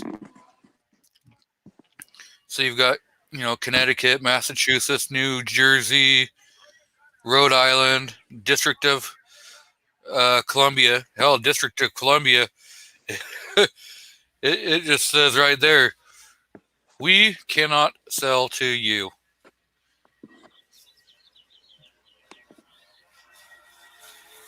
If you plan. All right, guys, I'm gonna bug out. I think it's time for us to order something for dinner. See what the wife wants to get. So everyone, enjoy the weekend. It was a pleasure talking with you. You too. Have a great night. We'll probably be here when you're done eating dinner. I think we're gonna get some New Mexico chili enchiladas or carne adobada or something along that line tonight. Ooh, just get some lingua. It'll be all okay. All right. All right, take care all. Bye. Take care. Oh.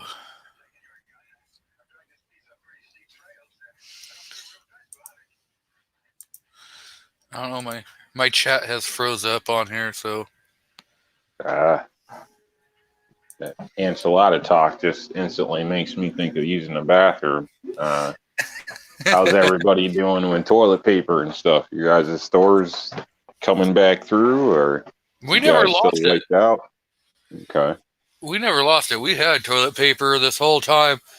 We haven't had.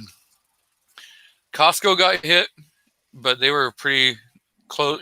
Pretty good at getting it back, and they've put a limit, I think, on 1 or 2 packages, just so that everybody can still get it. But we never had the experience of not having it. Yeah, my area was like completely wiped out. You couldn't find it anywhere, not even in a gas station restaurant. So it was gone. Slowly coming back though. Limits on everything.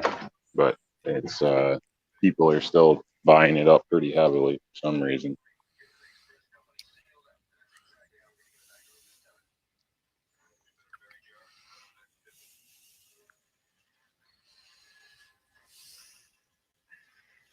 I was just Yeah, curious if it was the same in your guys' area, or if you're seeing any improvement, or what. Um, I'm hoping the days of empty toilet paper shelves are almost over at some point. we're still only getting our warehouse is only sending us a couple cases per order. I'll order 2 of each of what we carry, and then they'll send us just 2 cases of one thing. And then if we do happen to get more, it's gone within a couple hours. Well, I'm going to welcome Vanessa Kitty and the 402 Outdoorsman, Drucifer.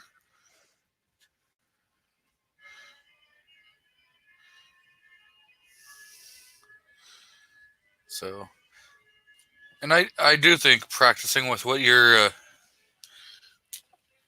carrying is always, and so if you can find some, halfway decent carry ammo, guys, it's always a good idea.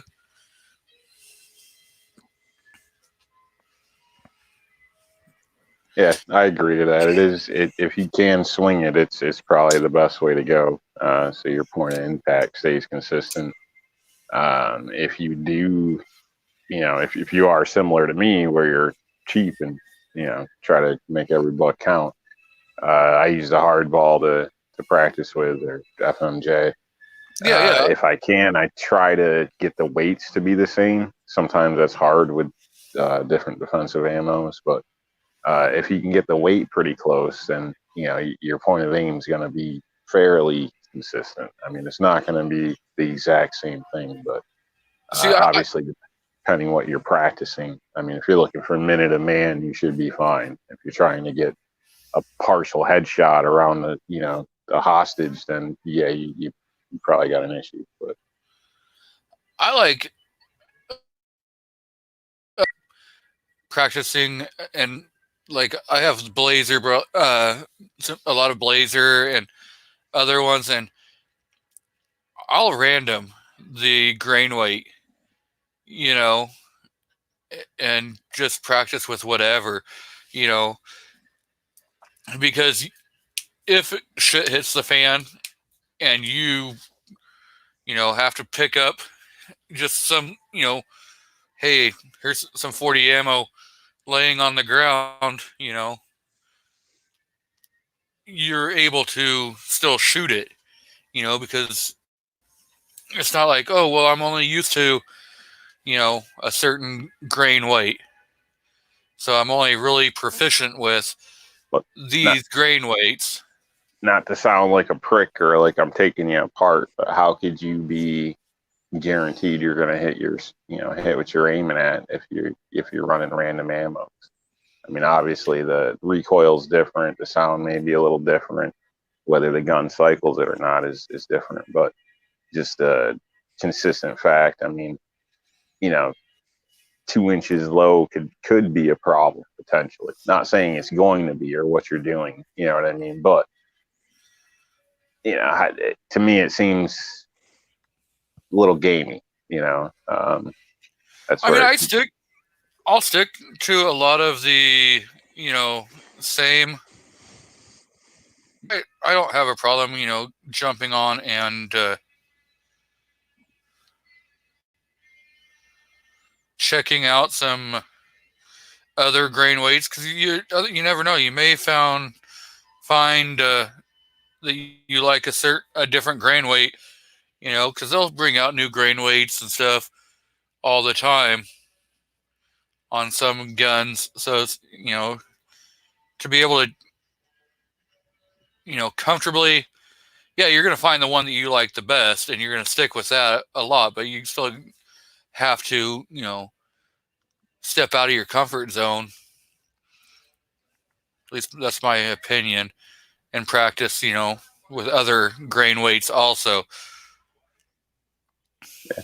Yeah, it's good to experiment and see what you like, what the gun likes, how quick you're shooting. You know, sometimes can make a difference on, you know, operation in a sense on how quick the slide's moving back and forth. And, I guess, yeah, you could bust it down a lot of different ways, I guess, but it's good to know what you're using and its capabilities or whatever, your capabilities as well. So I just think, you know, for like if you're, you know, really focused on, you know, hitting a shot, hitting a 2-inch circle, you know, varying your ammo is gonna have a huge effect on that.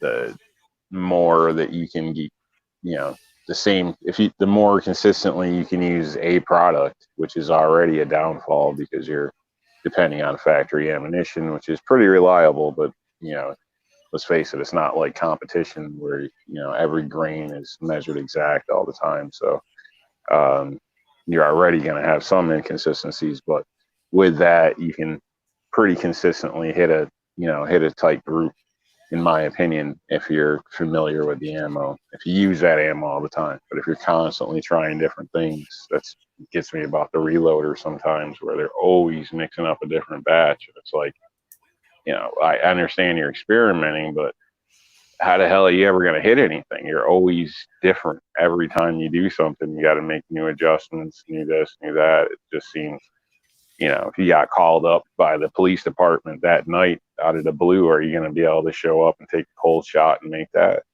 You know, can you confidently do that, or are you stuck on 3 different measurements because you've worked on so many projects in the last week? So I don't know. You know what I mean? It all depends how people look at things, but See, I I train. think cold shots are important because we never plan for them, and unfortunately, those are the ones that save people's lives or take, you know, protect yours. So I have a 4-inch target, steel target, and yeah, I'll, you know, just cold, not warm up. I'll draw and fire on it and see if I can't put 3 rounds onto that 4-inch target real quick, you know, and that's kind of my warm up before I move on to the 6 or 8-inch target, where I can mag dump onto those. you know, I think that's good practice. And But for that, you got to be somewhat consistent with your ammo, in my opinion. You know, so you're actually going to make those hits, because that's the way it's probably going to go down in a mugging, or, you know, somebody kicking in your door. You know, there isn't really time for warm up. So, and that's the thing is, like right now, I have my Hornady Critical Defense running 165 grain, which is what I've been pretty consistent in my EDC, and I practice with it. And yeah, you know, at a $1.15, $1.20 a round, you know, that gets pretty spendy to sit there and practice with that all the time. So yeah, I have been thinking about, you know, jumping over to running, you know, Minuteman, yeah, more full time. My only hesitation on that is I've not been able to get a nice, great stockpile on that. So, you know, I definitely want, if it's going to be my carry ammo and everything, I want to be able to have like 3,000 rounds so that I can train with it every once in a while. So that you stay proficient on, okay, well, this is what I'm carrying. If I have to just draw and fire, that's what I'm used to. yeah, and then being able to consistently get that ammunition as well is a plus. So I haven't tried it. I from what I hear, it's good stuff. So I think availability is a really big factor, though. It sucks to really fall in line with something, like something, and then you can't get it anymore. But yeah, I don't know how that works with the supply, if they're having issues now due to everything that's going on now or not. But definitely a good idea to stock up on what you like, I think. Yeah, I try to keep a minimum of about 5,000 practice rounds. So you always have that Yeah. in case Have of you limited your shooting lately due to this at all? No. No. What about you, DM?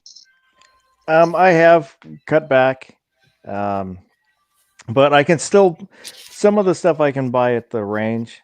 It's a private club, so they still have ammo, but it's a little more expensive just because they have it as a courtesy for the members, and so it costs them a little more to bring it in. But like when I went last week, I just did 50 rounds. If I go tomorrow, I don't know if I am or not. It might be 50, 100 rounds maybe, but I'm conserving right now. Yeah, I'm in that boat. I would say I have a stock, but I hate to use it.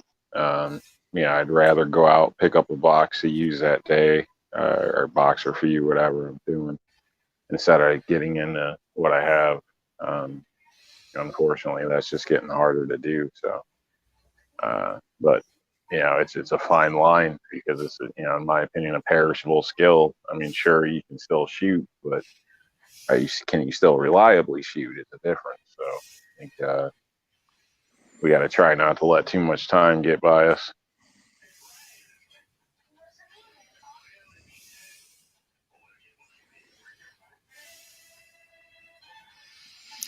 Yeah, because I mean, like right now, I'm looking, and here I'll share.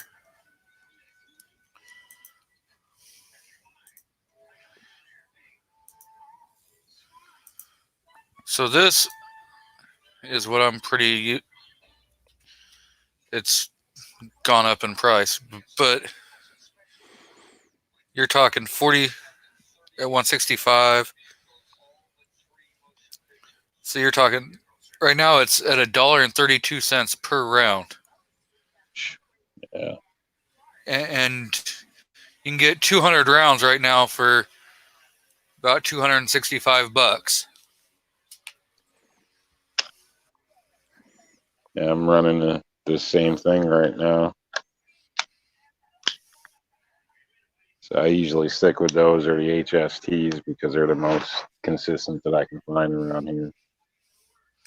Yeah, but this is on, again, ammo to go. During this whole ammo shortage, I've been able to consistently come here and find, whatever. I'm 9 mil. Namely hollow point, or can you still find my 9mm FMJ? Here's FMJ right here. 115 grain, 1,000 rounds, $275. So you're looking 28 cents a round, and they've got 13 of them in stock. Yeah, you're looking at steel case. Oh, yeah, I don't like steel case. Here's Blazer, 1,000 rounds of 115 FMJ at $299. So you're looking at 30 cents a round. So it is a little higher than what it used to be, but you can still get it. And they got 12 of them in stock. If you want to go 500 rounds of 9mm Federal Syntech, so your training ammo, you're talking 33 cents a round at $163. Would that put somebody down if you had to use it? Yeah. I mean, yeah, it's frangible ammo.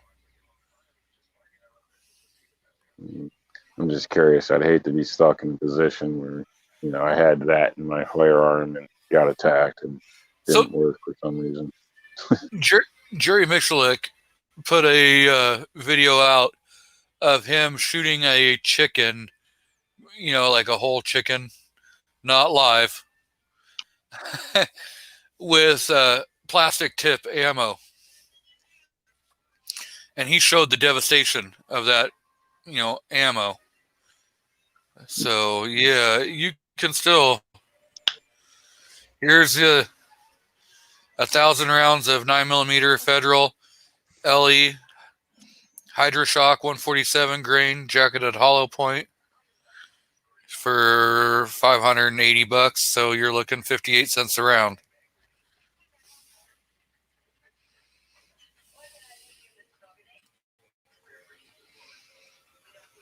So yeah, I mean, these guys have constantly. You got Spear Gold Dot,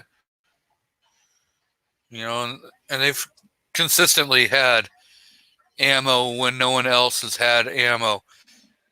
You know,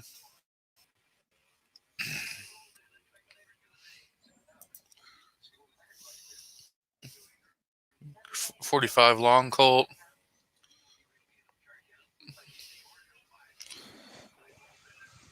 Yeah, with price hikes online and the tax and with a hazmat fee and transfer, I stick to buying ammo in the store.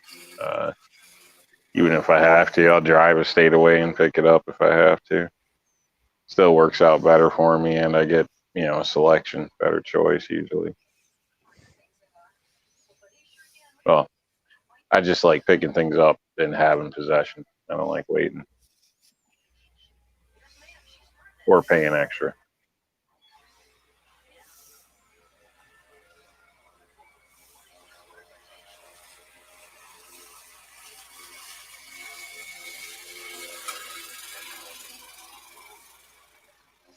I'm looking at some of the stuff that's going on in the chat. So I'm going to change topic real quick. So Buck, Mr. Gun-Loving Grandpa, and I have been talking for a while now. And we've been trying to hammer out how we want to hold a little contest for everybody. Just something, fun. And I know Carolina EDC put out a challenge video the other day, an 8-shot challenge. So if you want to do that 8-shot challenge, and upload your video, tag Gun-Loving Grandpa and myself, or just do a video of you out shooting targets and upload it and tag Gun-Loving Grandpa or myself. We're going to give away some prizes, and if people want to, add to the prize pack, it's definitely something that we can look at. So this right here is what the Gun-Loving Grandpa has thrown into the pot, is what he's willing to put up. So he's donated a hat and a bunch of stickers. It looks like a couple Every Second Matters stickers or patches. A pack of targets that he is going to be donating. And I'm going to throw in a couple things.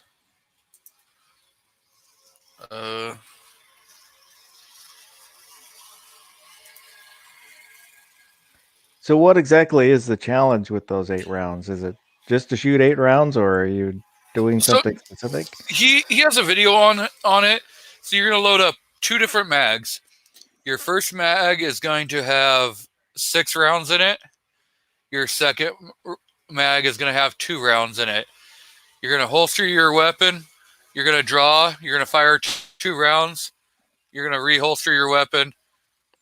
And then you're going to, just keep draw and fire 2 rounds at a time. And then when you swap out to your last 2 rounds, you're going to go offhand. So you're going to go weak hand, draw, transfer your weapon, one-handed, unsupported, and fire 2 more rounds. Trying to keep them, group them close together. So it's not timed. It's not, stuff like that. He has a great video. Carolina EDC has a great video explaining it.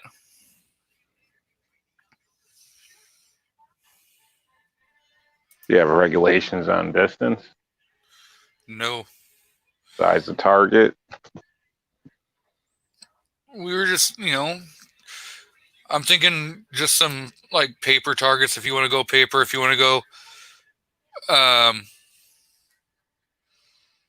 steel targets that, it's however you really want.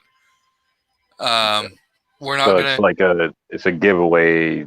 It's not a competition in any form. So it's not like the person who does the best job gets the prize. It's just you just submit kind a video of and you're entered to win. Yep, and you want to, keep kind of a, try to, and if you take a new person shooting or take some kids shooting, we're going to give you a bonus entry. So you could get multiple entries.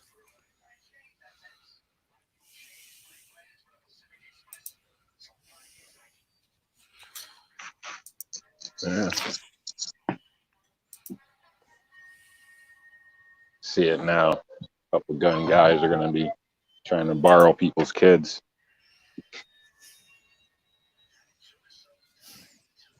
Get extra entries.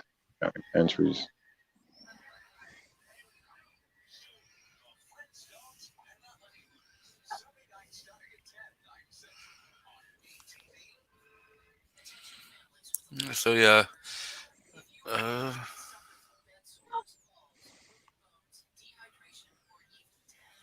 Trying to. Okay, so.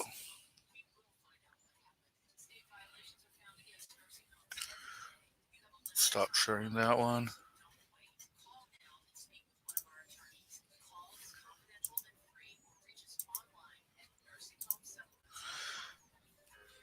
Yeah, I'm going to have to get running, but So I'll catch you guys later. Thanks for letting me hop in. You're welcome. I'm going to throw in this sticker for whoever wins. It's going to be a Second Amendment American flag that, is going to be done, and I'll probably throw in a couple other things. So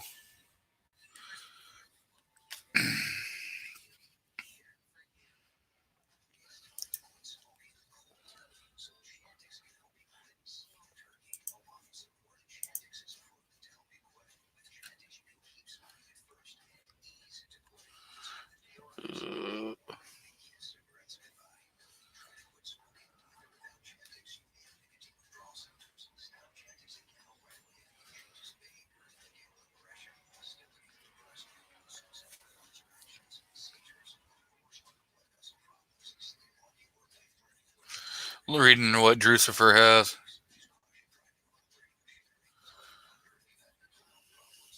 He was talking about that he paid 20 for 20. Ghost Tactical has shown up. So, welcome, Mr. Ghost Tactical. I'm going to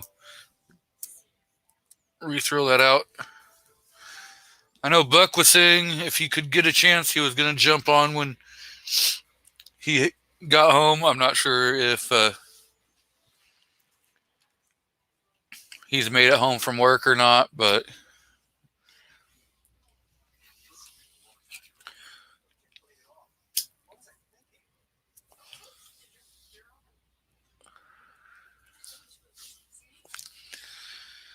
If Ghost decides that he's going to jump in on this contest, we have a rule for him. He has to be blindfolded and can only use quarter of one eye. Just joking, Ghost.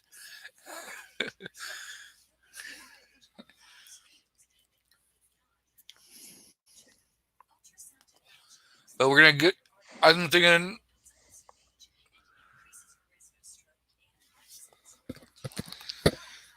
Oh, I got background noise going on.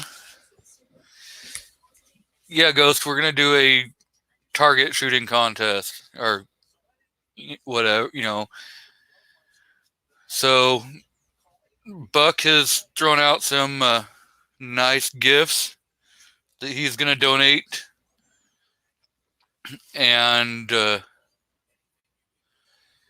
we're going to have people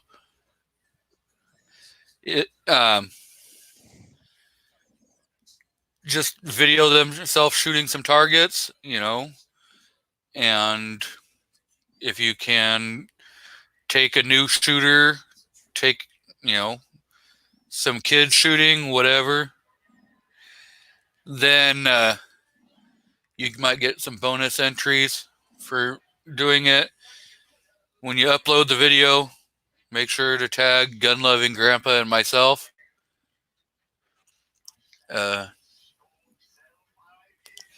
If you want to take up Carolina EDC, his 8-shot challenge, and video yourself doing that, I may decide to let you have a bonus entry for doing that, but you have to yes, and they have to be subbed to the channel. Definitely, you got to be subbed to the channel. So it's just something to have some fun with, you know. So we just want to have people get out there, do some shooting if they can. Don't break any laws, because we're not going to pay your bail.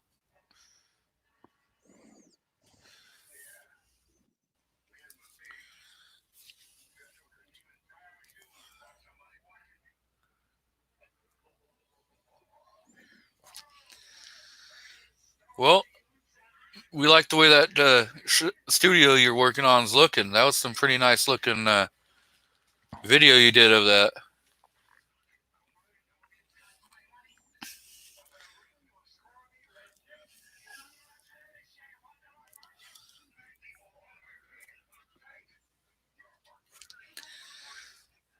You never know, maybe Clover Tack will show up, since I've said his name a few times. Later, Ghost. No breaking laws, I'm out. Well, you know, we're not saying you can't break laws. We're just saying we're not going to bail you out. We're not going to pay your bail.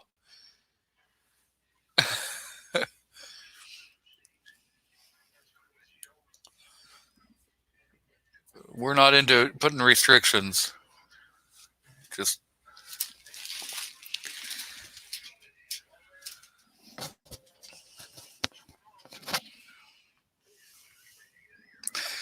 the 1%er says that Maryland's going to outlaw breathing any day now.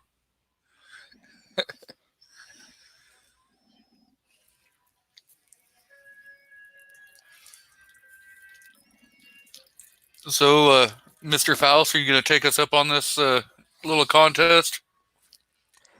I probably won't. I tend not to do the contests and stuff, just because I'm gonna, you know, I'm sub to your channel. I'm gonna watch your stuff, and if I win it, you know, that's great for me. But I want other people to have a chance, so maybe that'll help bring in other, you know, other subs and stuff. Now and again, I will do a contest, like I did one H&K hat off of Clover, but that was just because I wanted that hat. Yeah, there's But yep, and if so, you never know. May get some other prizes thrown into the stockpile. So, but I will definitely be throwing in that Second Amendment sticker with the American flag. So,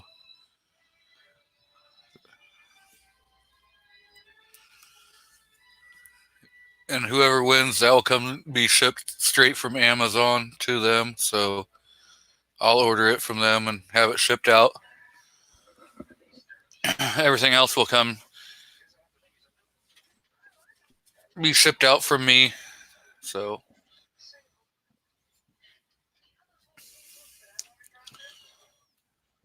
again, I'll show the possible gifts that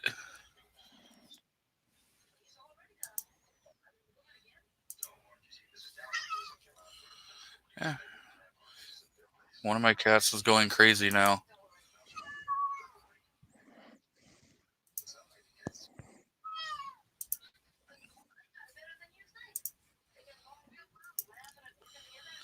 So it looks like there's a nice big Henry sticker in there. IWI.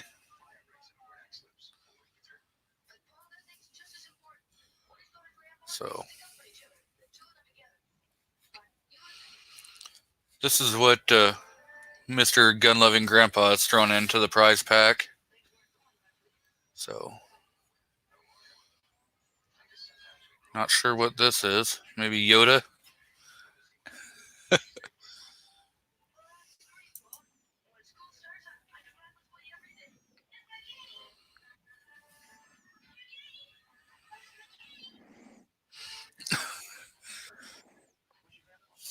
Mystics out there antagonizing Kingpin.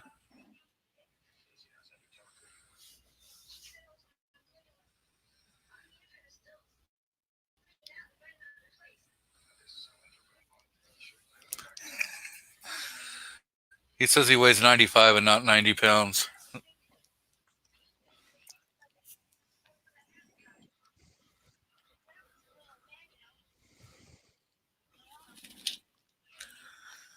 So Mystic, is the Snob gonna do his show?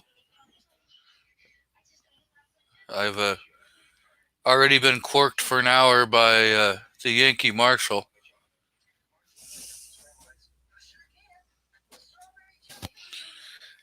We the People holster sticker. It's not Yoda. So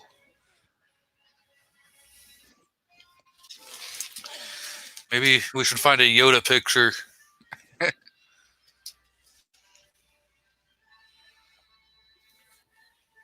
The one percenter says that Kingpin's the very definition of beanpole.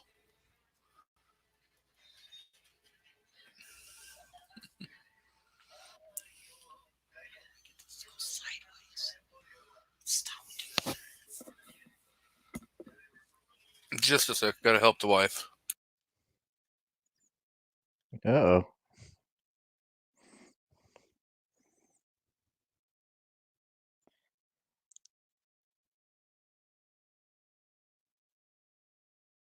I was not prepared to take over the show on my own, so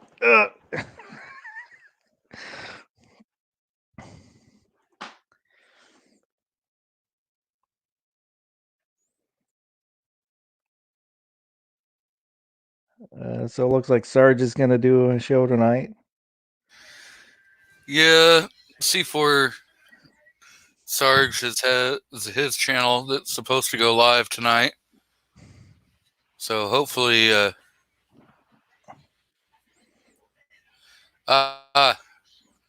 so he's not going to. Yeah, there was some dead air. I had to help the wife with her cell phone. She's not tech savvy.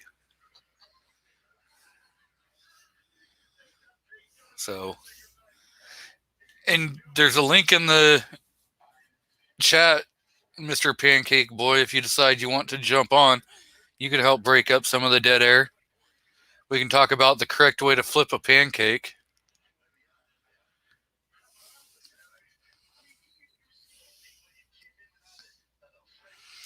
So for the only correct time that really matters, that would be 8 p.m.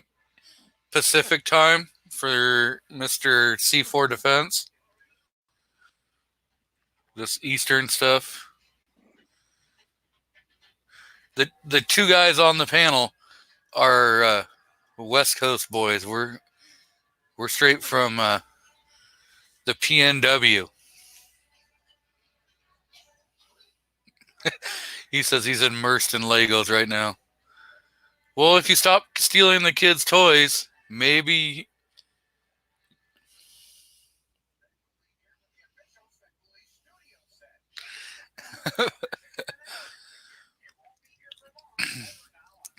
Now, is the correct way to flip a pancake using a spatula, or is it to just actually use the pan and flip it using the pan?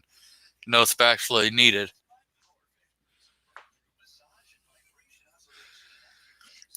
Pretty sure the wife paid for him. Where is Miss Mia, by the way? I still want to hear that date story. I know. I'm still waiting to hear that drunk story. That's got to be epic. Either from her or from Midnight. They both have to know the story. They were both there.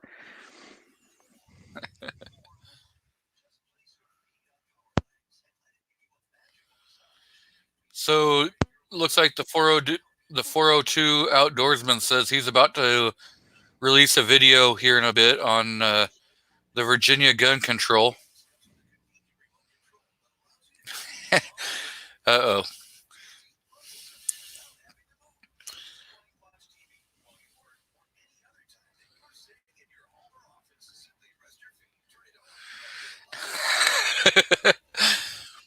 Yeah. Video that, Midnight. Video it. I guarantee you won't do it.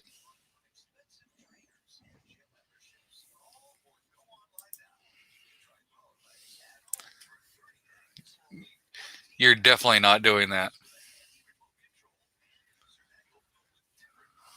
He can only do it with silver dollar pancakes.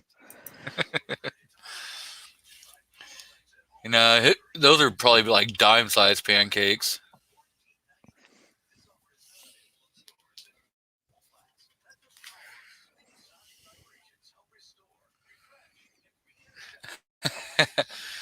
Yeah, you get a better education out of the child than you would from hearing cake boy talk. More entertaining.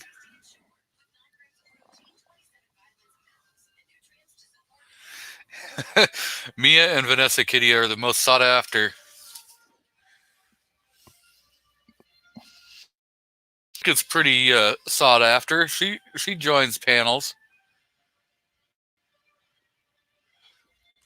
She's been snubbing my videos lately. Not West.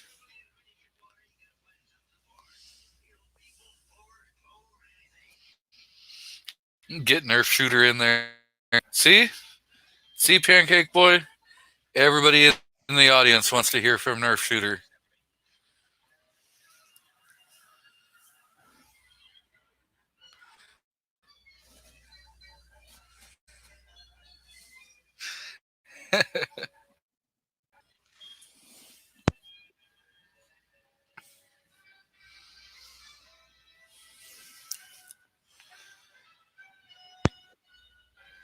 Yeah,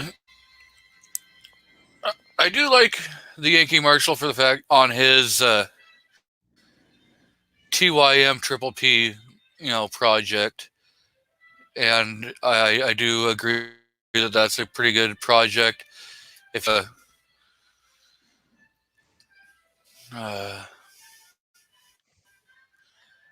that'd be a good way of putting it. He's very opinionated. Egotistical. He's got an opinion, and he'll tell you what it is. Even if he's wrong, he'll argue it. But if he wasn't so put offish. He could probably get, like Military Arms Channel or your channels to promote it, but he always seems to want to just kind of like trash, he and talk bad about them instead of, yeah, I may not agree with other people, but you're never going to hear me say, hey, these guys are morons or they're shills or anything, because, everyone has their own style that they like. And so why narrow your group or anything by trying to, piss in somebody else's Cheerios? It's not going to get you anywhere. And we definitely need to be more educational towards a lot of like the newer people and stuff, and want to reach out and help, and be able to answer questions. So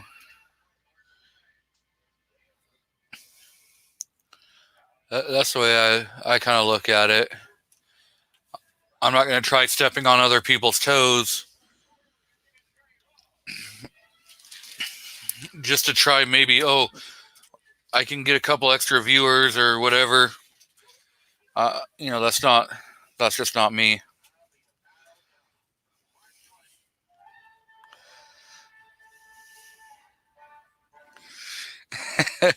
Midnight says he never says anything bad about somebody that could hear it.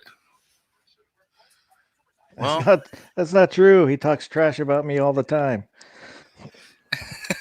but he loves you. Well, I love him too, but still. He's only saying it out of the warmest part of his heart for you. That gooey pancake batter center of his heart. Yeah. I heard the Waffle House put out their own waffle mix, and within 4 hours of releasing it for sale, it was sold out, and they're not sure when they're going to be able to sell it again because, with everything that's going on.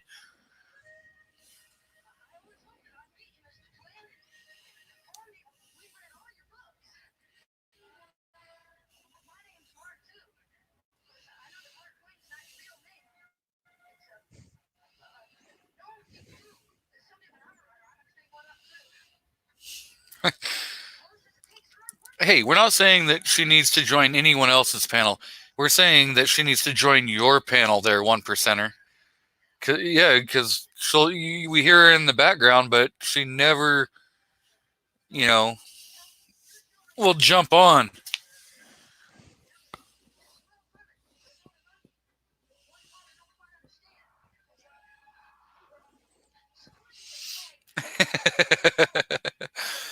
Oh, I could kind of see that happening.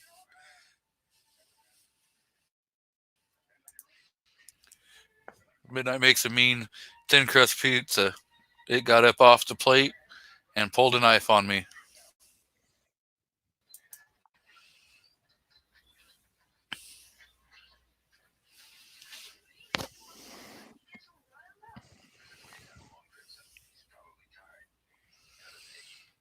So, Rick, what's new in your little neck of the woods? Anything going on over there? See if he types anything in the chat. Kind of surprised Kingpin hasn't jumped on. Maybe he's paneled out their channel. He didn't even get on Gizzard's chat last night. So that was kind of weird.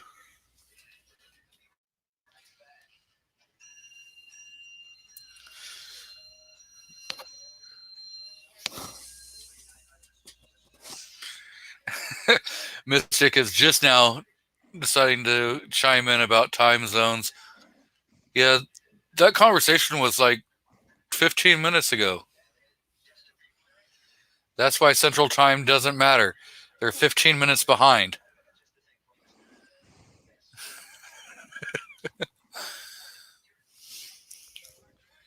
Yep.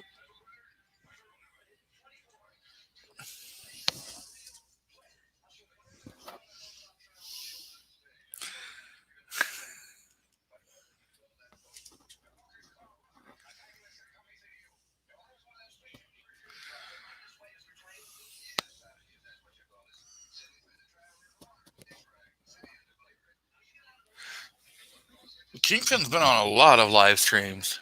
I don't even know if I'd want to try counting. He's been on every single one of mine so far.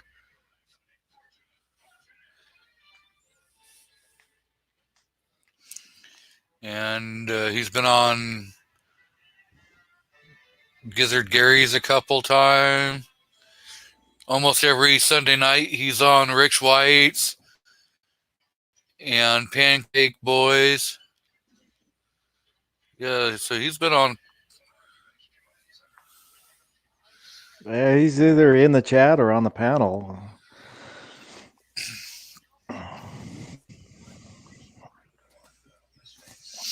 Oh, I was at Burger King earlier today. Yeah.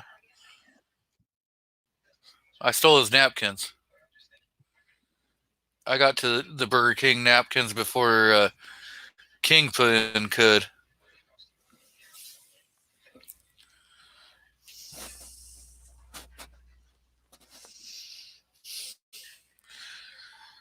He's pretty close to being the Cal Ripken of live streams.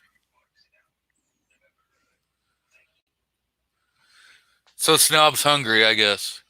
According to Mystic, she was cooking the kids' food.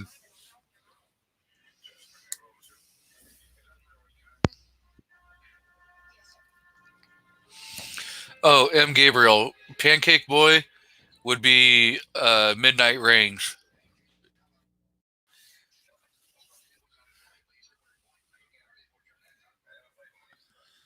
So that's what we like to call him, as Pancake Boy.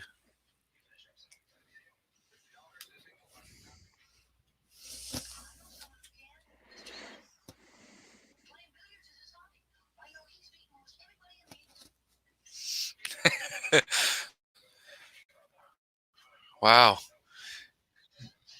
How cheap is Kingpin if napkins was a flirt gift?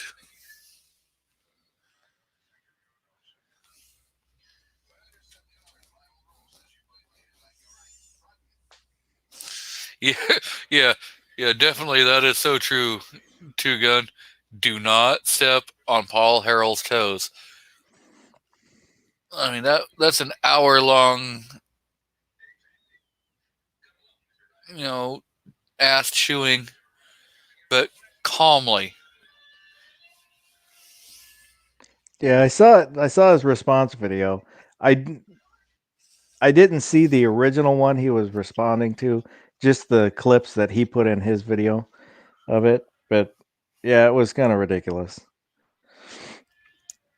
Yeah, I haven't actually seen the original from Caleb, but like a couple of people were trying to tell Yankee that he did a bad video about him, and actually he was like, he was kind of smug about the way he did it against the Yankee Marshal, but he was like, "Oh, I know, I really agree because he's got all these good points, you know." So he was more agreeing with like the Yankee instead of like saying, where he was not agreeing and with Paul Harrell. So we kind of see which line he was taking. He's trying to be more stepping on big toes, thinking it's gonna promote his channel. Well, I think he hemorrhaged a hell of a lot of subscribers by doing that. He's turned off his live chat, the comment section. I guess he was just getting hammered. Yeah. There was a guy, I forget what channel he was, but he did a video. I guess he was one of the people that had commented in Caleb's, and he was like calling Caleb out for turning off his comments, and some of his rebuttals that he was saying, and saying how he was being victimized by Paul Harold's viewers, how they're all being anti-gay and stuff like that. Oh, and Harold's last video he put out, he said he picked up like 20,000 subs recently. I bet Paul Harold did. He has great videos, but the only thing in which he agrees that he stays monotone. So he's like one tone drawn out. There's no fluctuation, no excitement in his voice and stuff, and he does like to be super long-winded on some of the videos. But the thing is he has an audience, and that's what his audience likes, and because he is very educational about it, and he does do a lot of the background that other people won't do. So yeah, they all tend to be kind of long videos. I don't mind the monotone just because he has a really dry wit, and that kind of plays into that monotone where he'll slip in jokes that you maybe don't catch right off the bat because of the way he delivers it.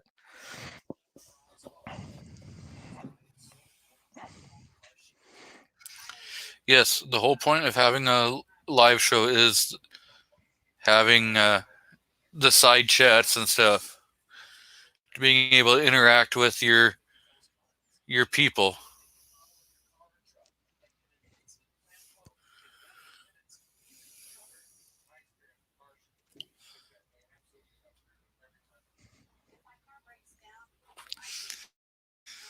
Rick White says 1 hour, 5 minutes takedown of a douchebag, a true Paul Harold classic. Yes, yes, that was very.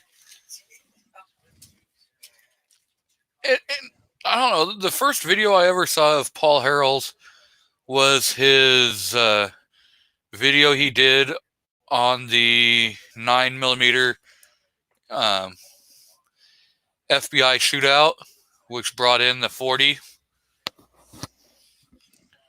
So, and the birth of the 40 and the birth of the 10mm.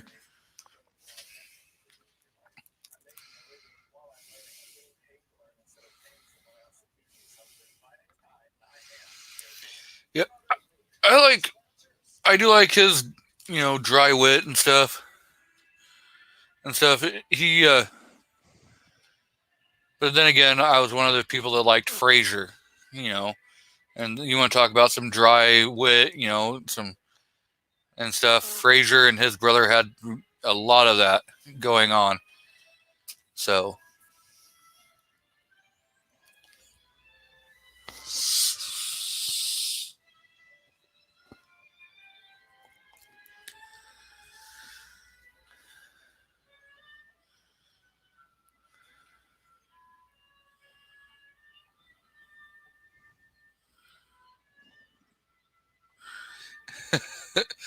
Napkin Gate. Not sure what that's about, Kingpin.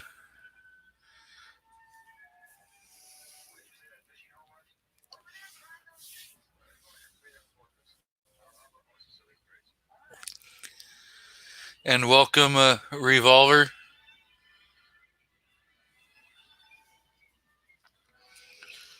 So it looks like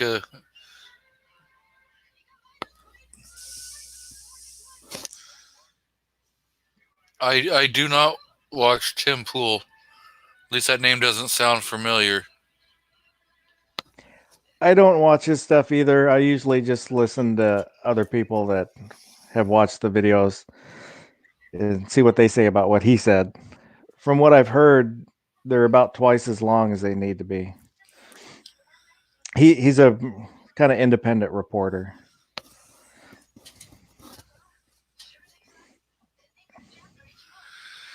If they, hey Rich, if they would have been feminine napkins, Kingpin would have been smelling them.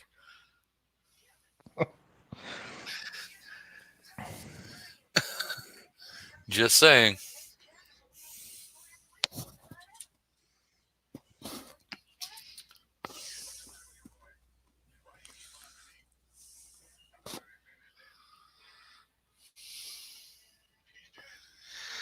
Yeah.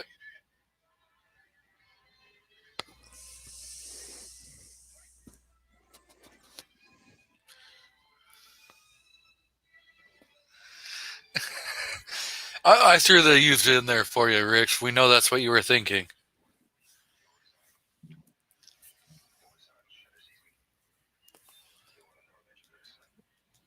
See?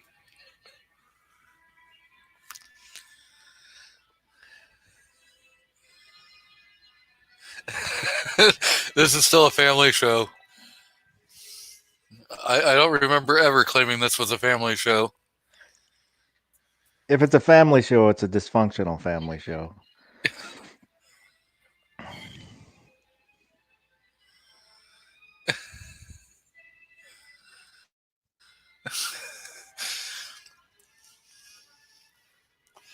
Very, very dysfunctional family show. Where's Moo? He bought a new house and now he's like just bailed on people.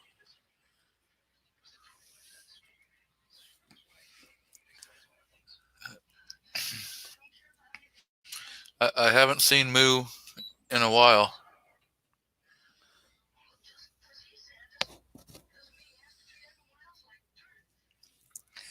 Have you seen Moo, Mr. Foss?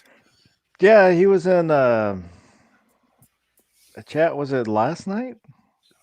I can't remember if he was at Budgets last night or not. I don't know. I don't remember.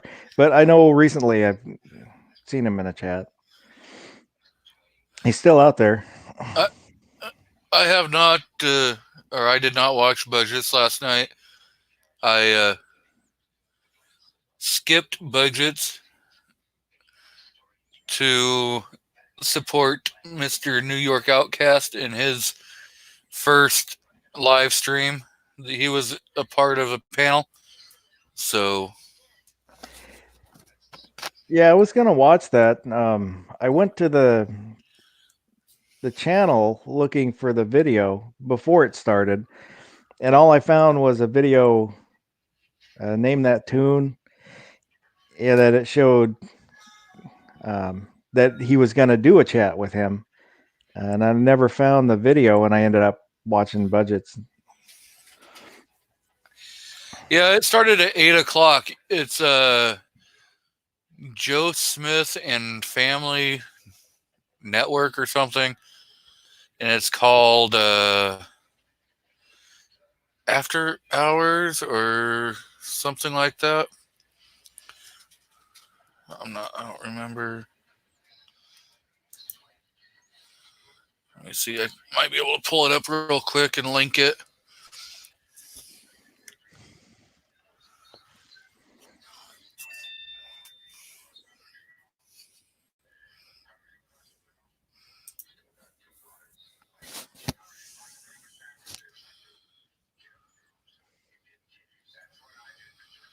trying to.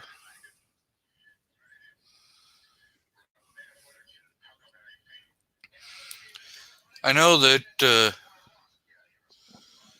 when New York Outcast did a video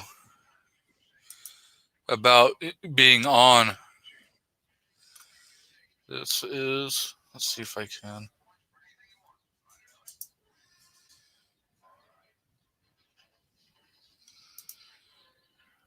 I don't know if I can.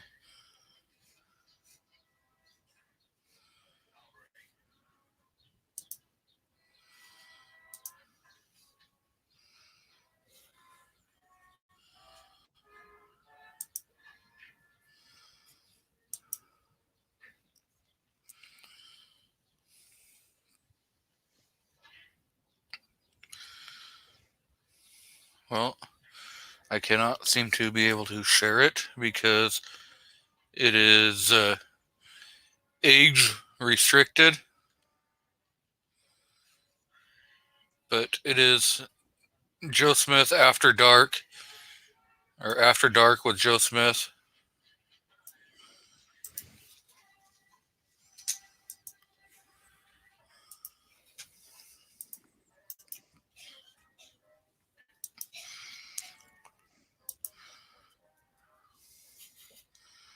That is.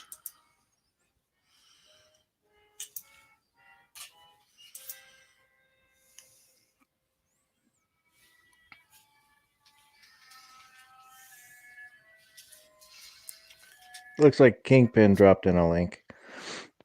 So yeah. Kingpin's pretty good at that, being able to do that kind of stuff.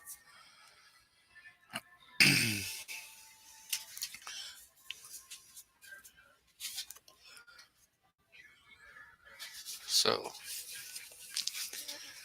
we got Grim 90 out there. So that's always a good thing. Consolidated 1776. He scored a 12-pack of TP. What he's not telling you is that it was single ply.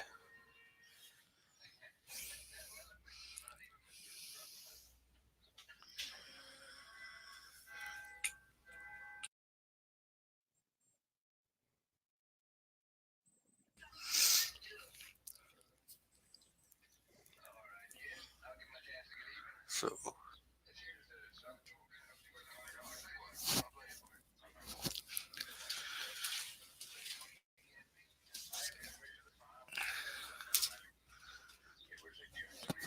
my question is, was it Charmin? Now, 1,000 sheets per roll sounds like it might be Scott.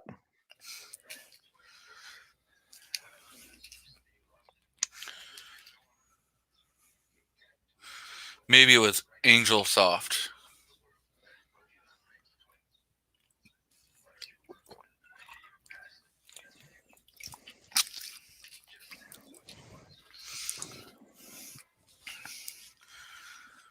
What he's not telling you is that he scored the 12-pack by robbing a granny. Sometimes you got to do what you got to do.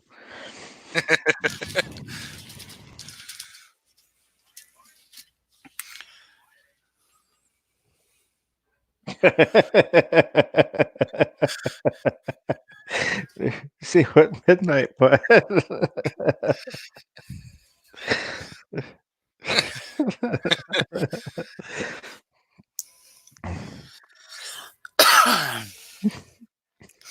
Well, that's where you're going to use it, so we kind of hope it's soft.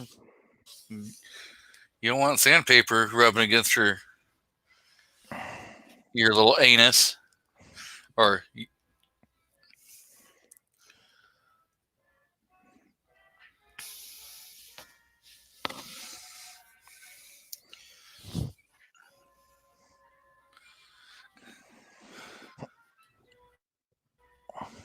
we got 14 people in the crowd.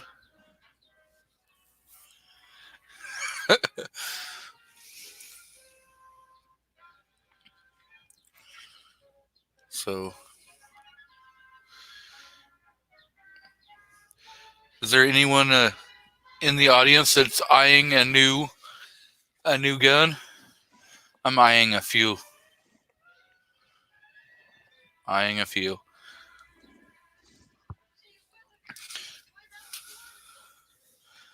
Even though Rick is going to disagree, I probably will get that Mossberg Blaze 47.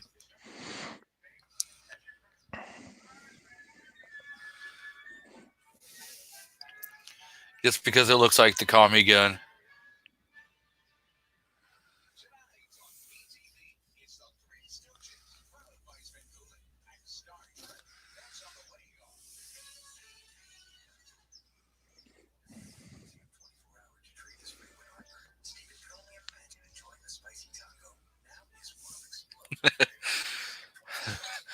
Wow.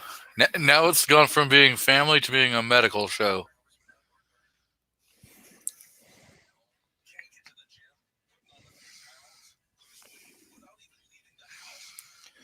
So for Kingpin, you wad up the paper towel or your napkins or if you're rich folk, you can get that really nice toilet paper and you're gonna wipe your rectum.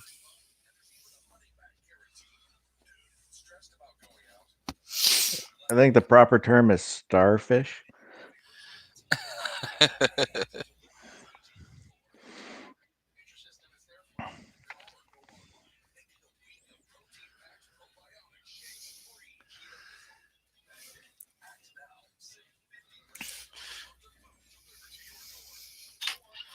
He says that the Mossberg 22s are junk.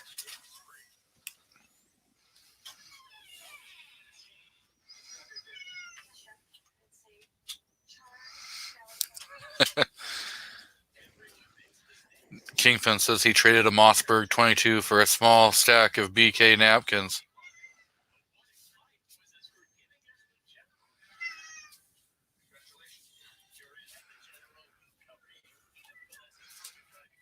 Okay. I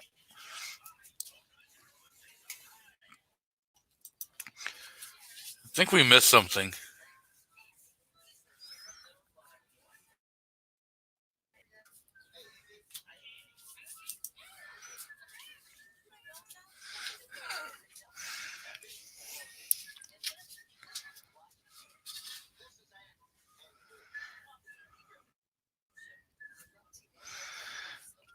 Well, Rick's ARs to me are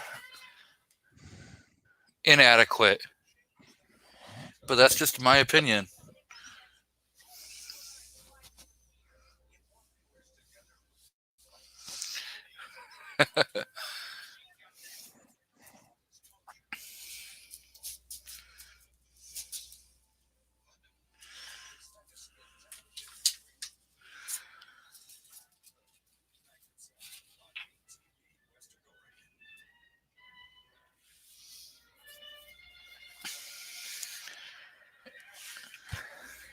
Maybe he's saying wreck the rectum instead of or wrecked them instead of me saying rectum.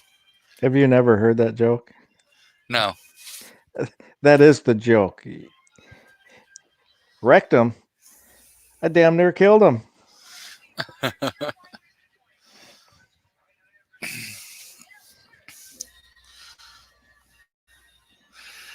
Well, yep. Nope. Never heard it.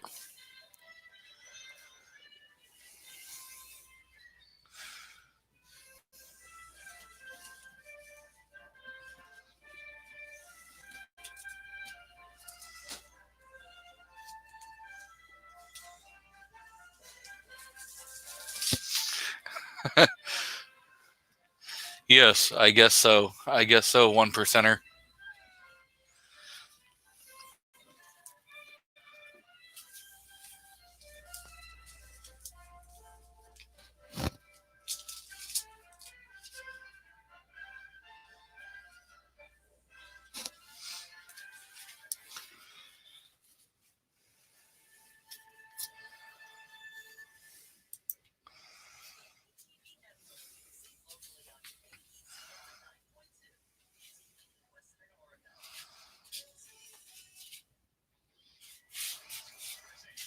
I'm just trying to figure out what game, or is he trying to say game, or gang, or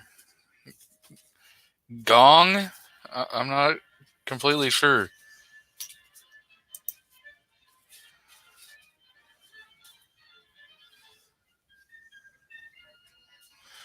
Yes, I do live in a Sasquatch commune.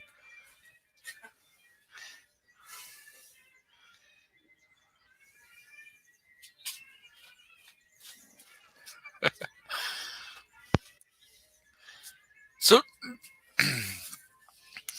I was listening to the radio, and they were talking about um, the Uranus, being like that. It used to be called George before it got switched to Uranus, and then lost its planet status. Not sure if that's true or not, but hey, whatever. Oh, it looks like Midnight learned how to type and put gang instead of gang, whatever. So, gangbanger.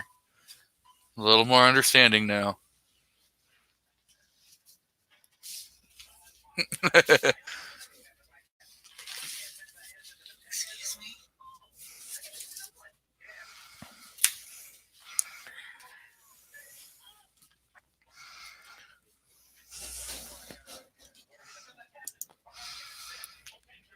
Okay, so see, more education. I'm getting educated right now.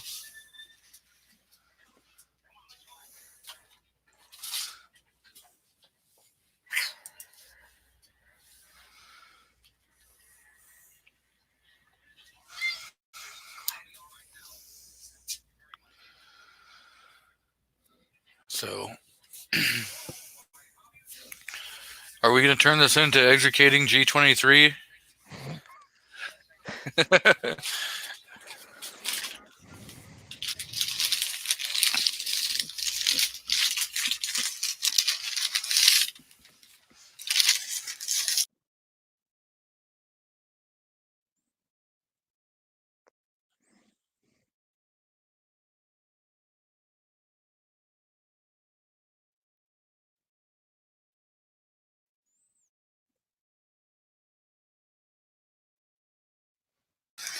Oh, I'm pretty sure that is not the correct.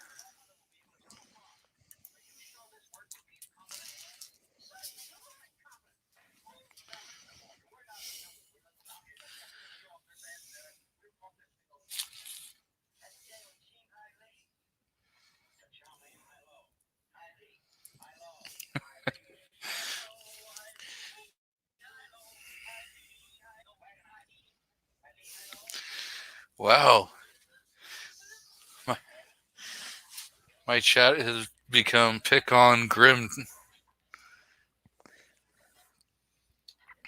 It's become all brown eye humor. Yep. Yep. This has definitely gone to the toilet chat.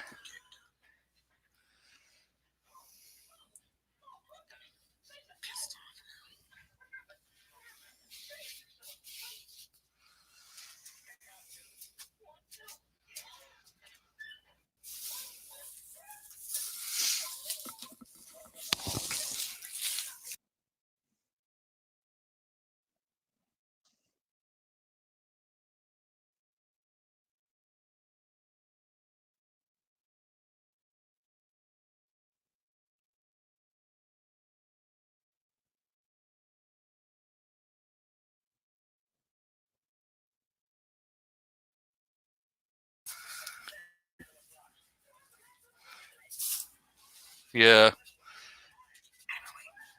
Wife's still having issues with her cell phone.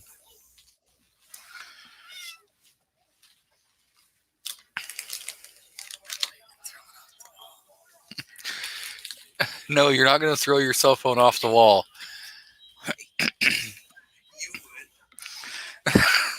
Yes, I would throw it off the wall, but You cannot start taking what I would do and decide to use it.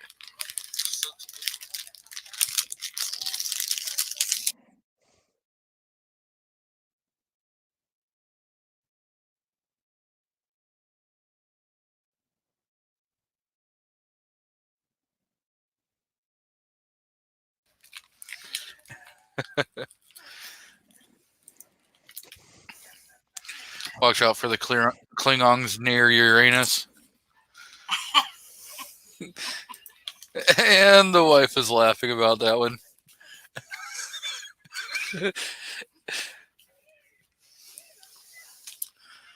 Well, there you go, Rich. You got the wife laughing in the background.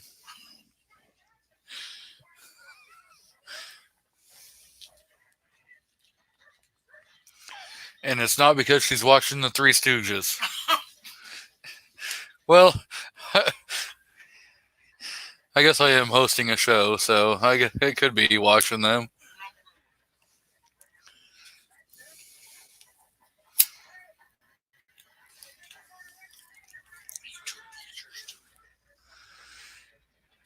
The wife's eating some potato chips, and both cats are like vulturing, wanting the potato chips given to her.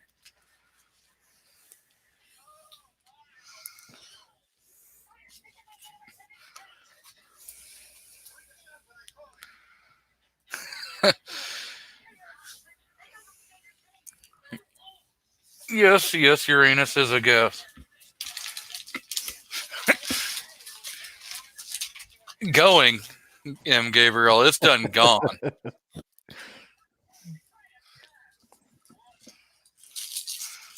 It has gone down the toilet probably an hour ago. We're just waiting for that flush point.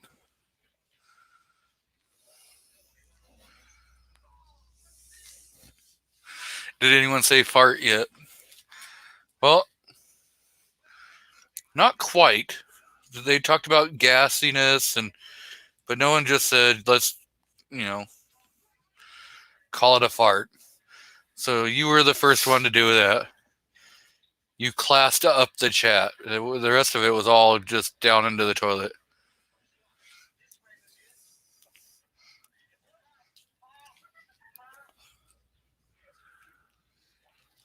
So I have a question. I've been thinking about getting my first shotgun. I've never owned a shotgun. I've never even shot a shotgun. I'm kind of thinking either a Remington 870 or a Mossberg 500. But I haven't, I'm still just kind of looking into it right now. What are you going to use it for? It wouldn't, just to have, kind of, because I don't have one. I it's not really self-defense gun because my primary is my pistol, and then after that would be my AR. But I just would like to have a good, not too expensive shotgun. People are saying Mossberg 590. It seems like that's what a couple people in the chat have said. I have my KSG. And I like my KSG. So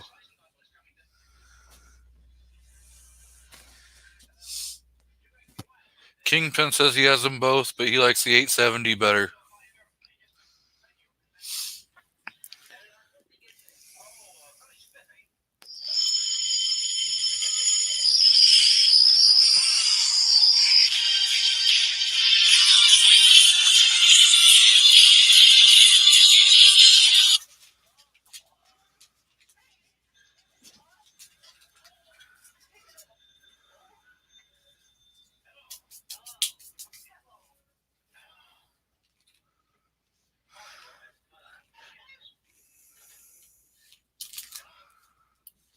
Yeah, the my local gun shop had Kalashnikov KS12, which looks really nice, but G Webs was telling me that they don't run very well. I have not. I have not actually tried one. M. Gabriel says the 870 has an annoying loading gate.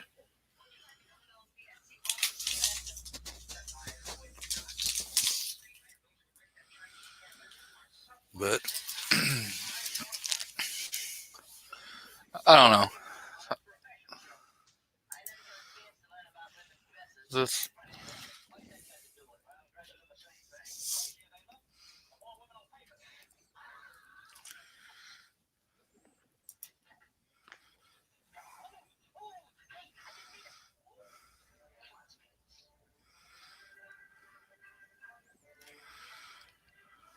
let's do it too.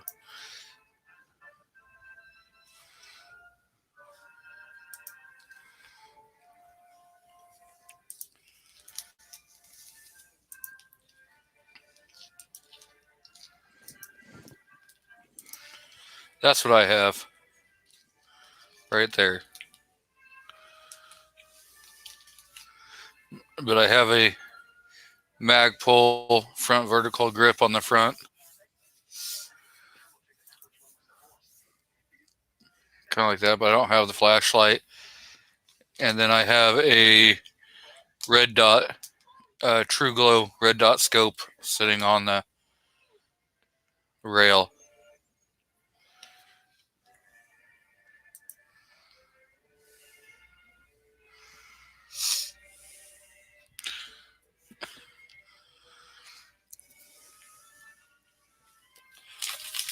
Rick says he wants a 590A1.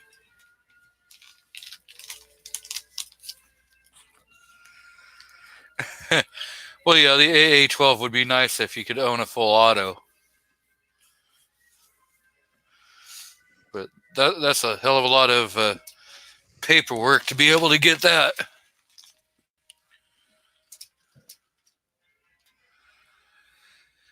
Yup. Rich says his son had a KSG, but he sold it. Well,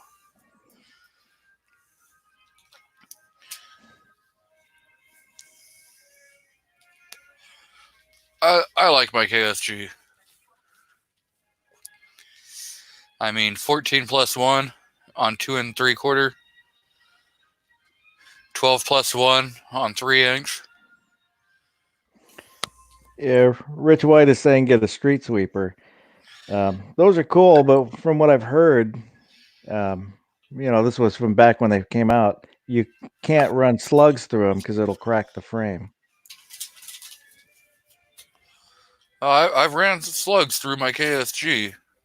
I'm not saying that they're fun. They'll rock you, especially when you're running 3-inch.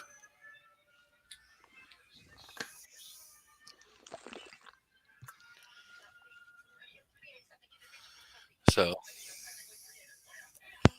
shotguns are fun.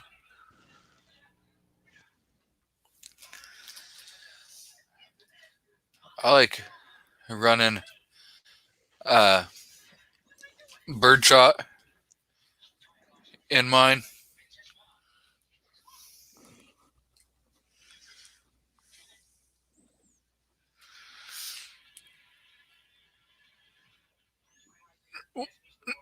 I've seen people have problems when they're trying to rack the KSG because they don't actually, you kind of have to be forceful with the KSG. It's not one of those ones that you can be real delicate with. You're going to actually forcefully rack it all the way to the back, and you'll feel you feel the shell get picked up, and then you pull it forward. So if you don't actually run it all the way back, a lot of people, that's why if you put that front vertical grip on there, it will help with not short stroking it, or short shucking your gun.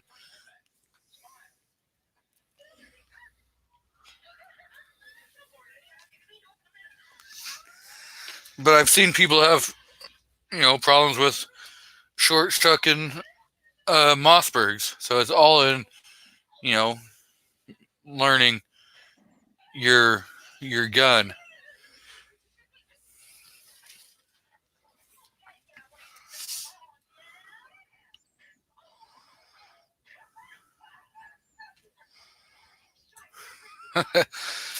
Moo isn't here to make cow jokes.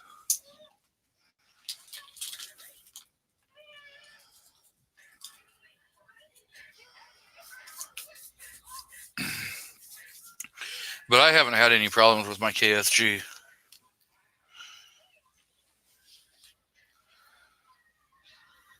And I don't have a video that I can show. I have a video of me shooting it, but not on my newer phone. So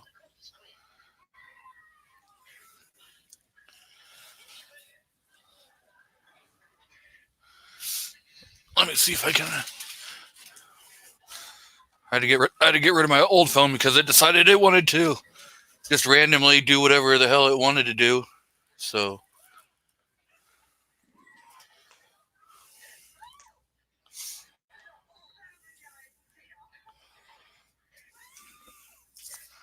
it would just randomly open whatever it wanted, turn the camera on whenever it felt like turning it on.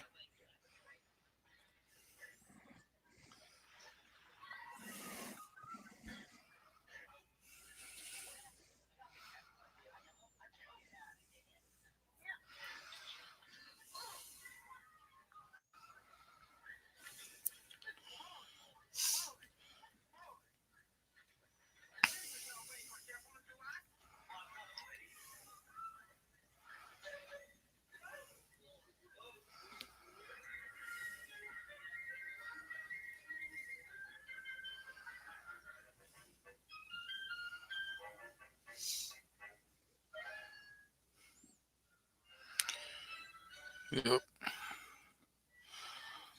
think it's trying to get to the video so I can email it to myself and then I can play it on.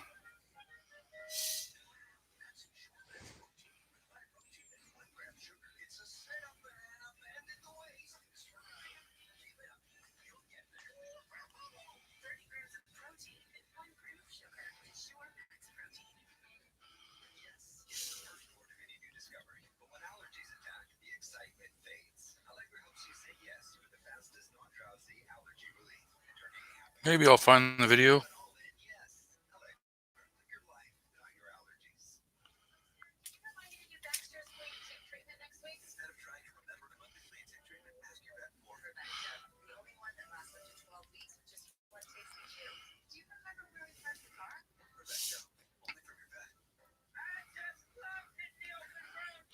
Gotta love having like 3,000 photos and videos on the phone.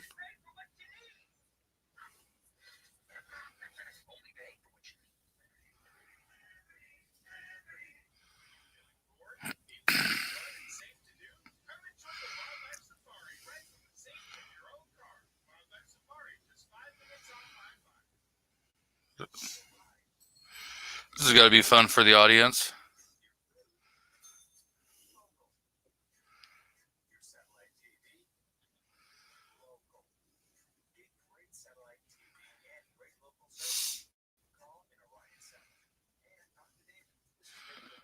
There's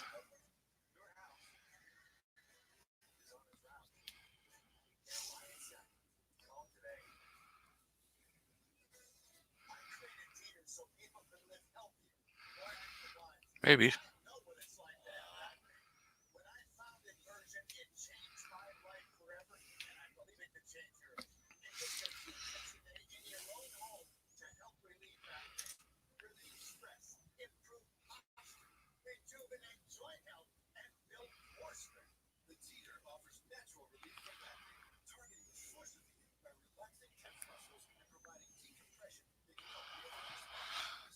Okay, so let's see if I can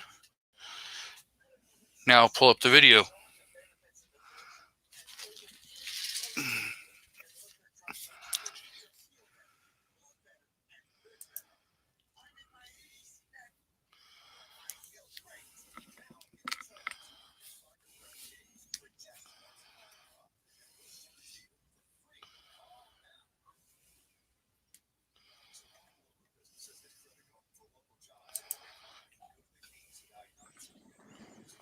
Maybe.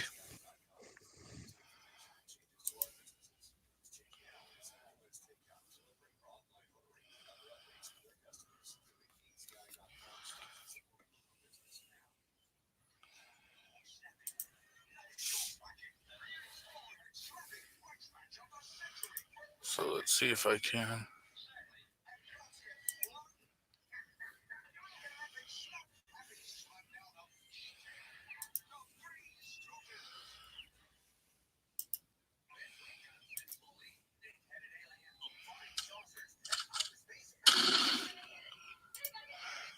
That would be the video. So let's see if I can.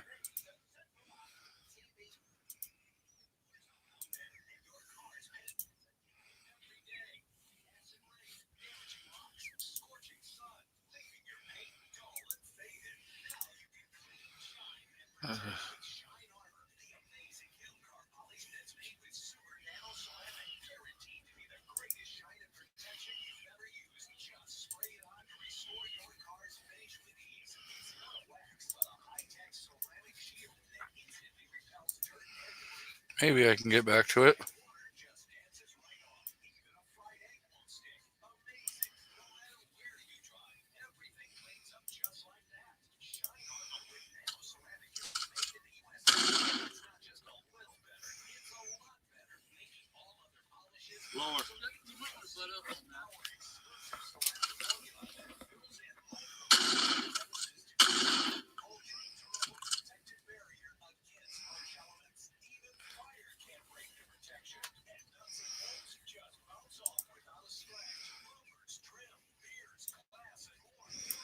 So there. That's the KSG.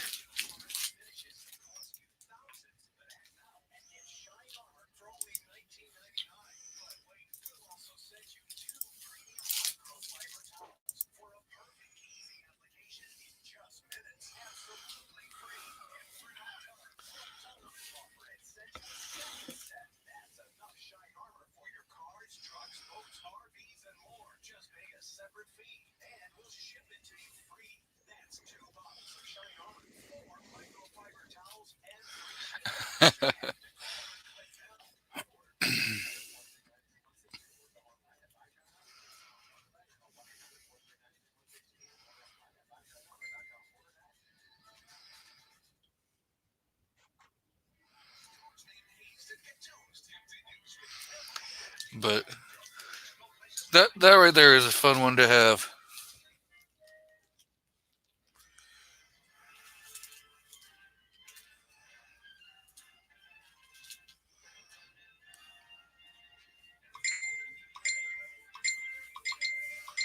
Wow. Turn that phone off. So, see, you'd always go and get you something like that, DM. Well, I'll probably be looking for a while. It's not the next gun on the list. It's a couple down the road. But figured I'd any advice anybody has would probably help. My only advice is go somewhere and see how they feel in your hand. You know, hold them, shoulder them, rack them. You know, see what you like.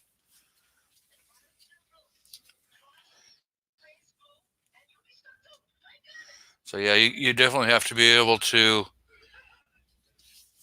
I mean, don't be afraid to rack that thing hard. And if the shop doesn't want you to, well then that's on them.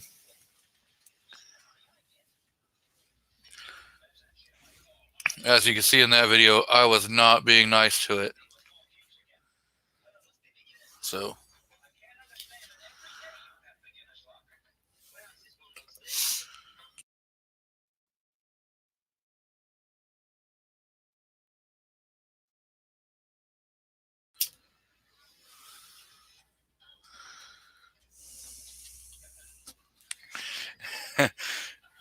Midnight, you need to be polishing brass. You know, you got to do something.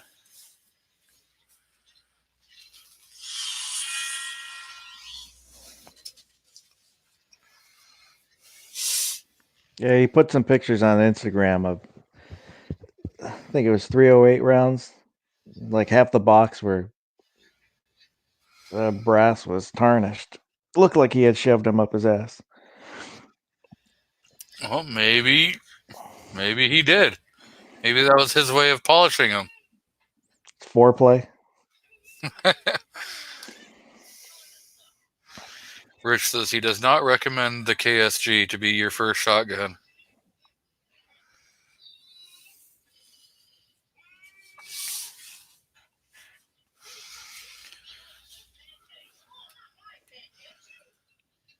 But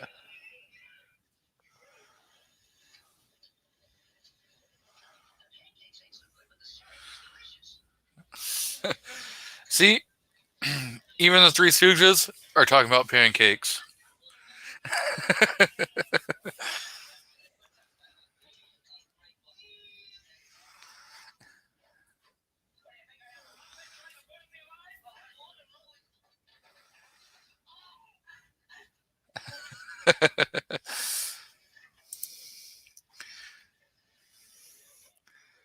So we know where the missing one is.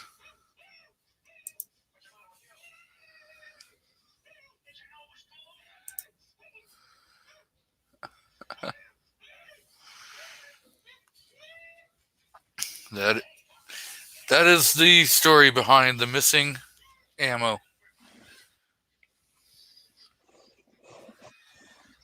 But if anyone wants to jump on, I'll post the link one more time. If not, we will get ready to wrap this up here shortly. Oops. Maybe I should have a link and not. I don't even know how to run this show anymore.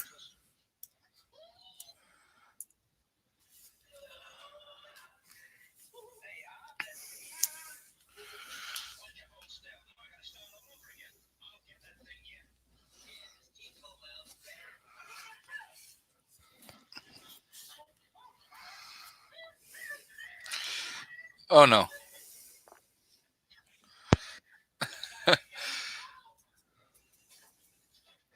He says 180.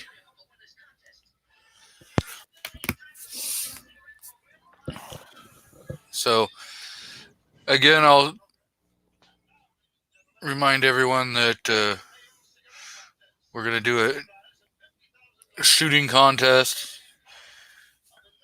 Go out, video yourself shooting some targets. Take a new person out shooting if you can. You know, educate people. If you want to do the Carolina EDC 8-shot challenge, you can video yourself doing that.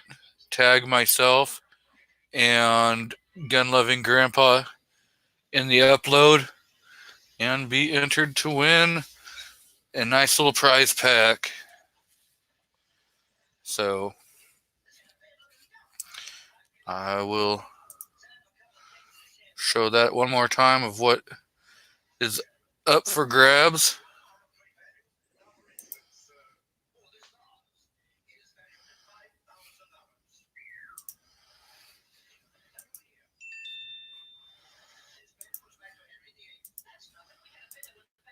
This here is from the Gun Loving Grandpa.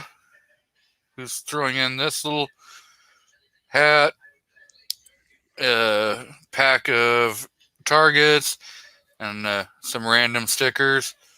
And then I'm going to throw in a Second Amendment sticker shipped from Amazon direct to you. So later, Rich. See you on your live stream tomorrow.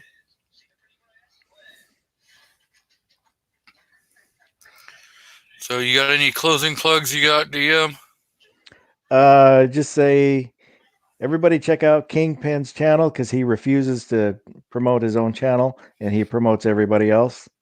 So check him out. And if you're looking for some mediocre some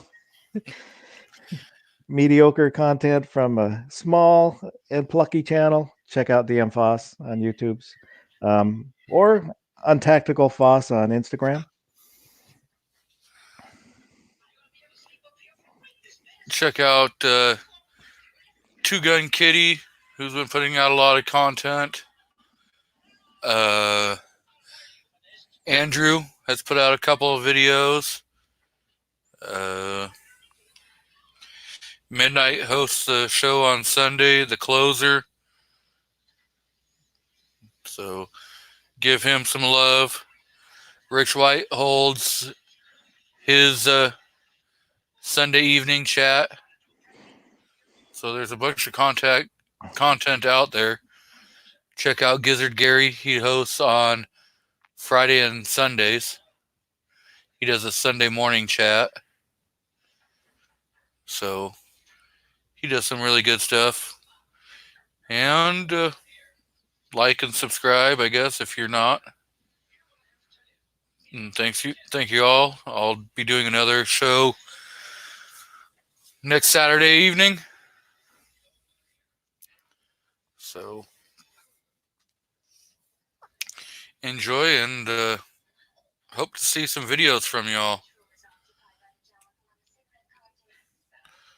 Stay safe.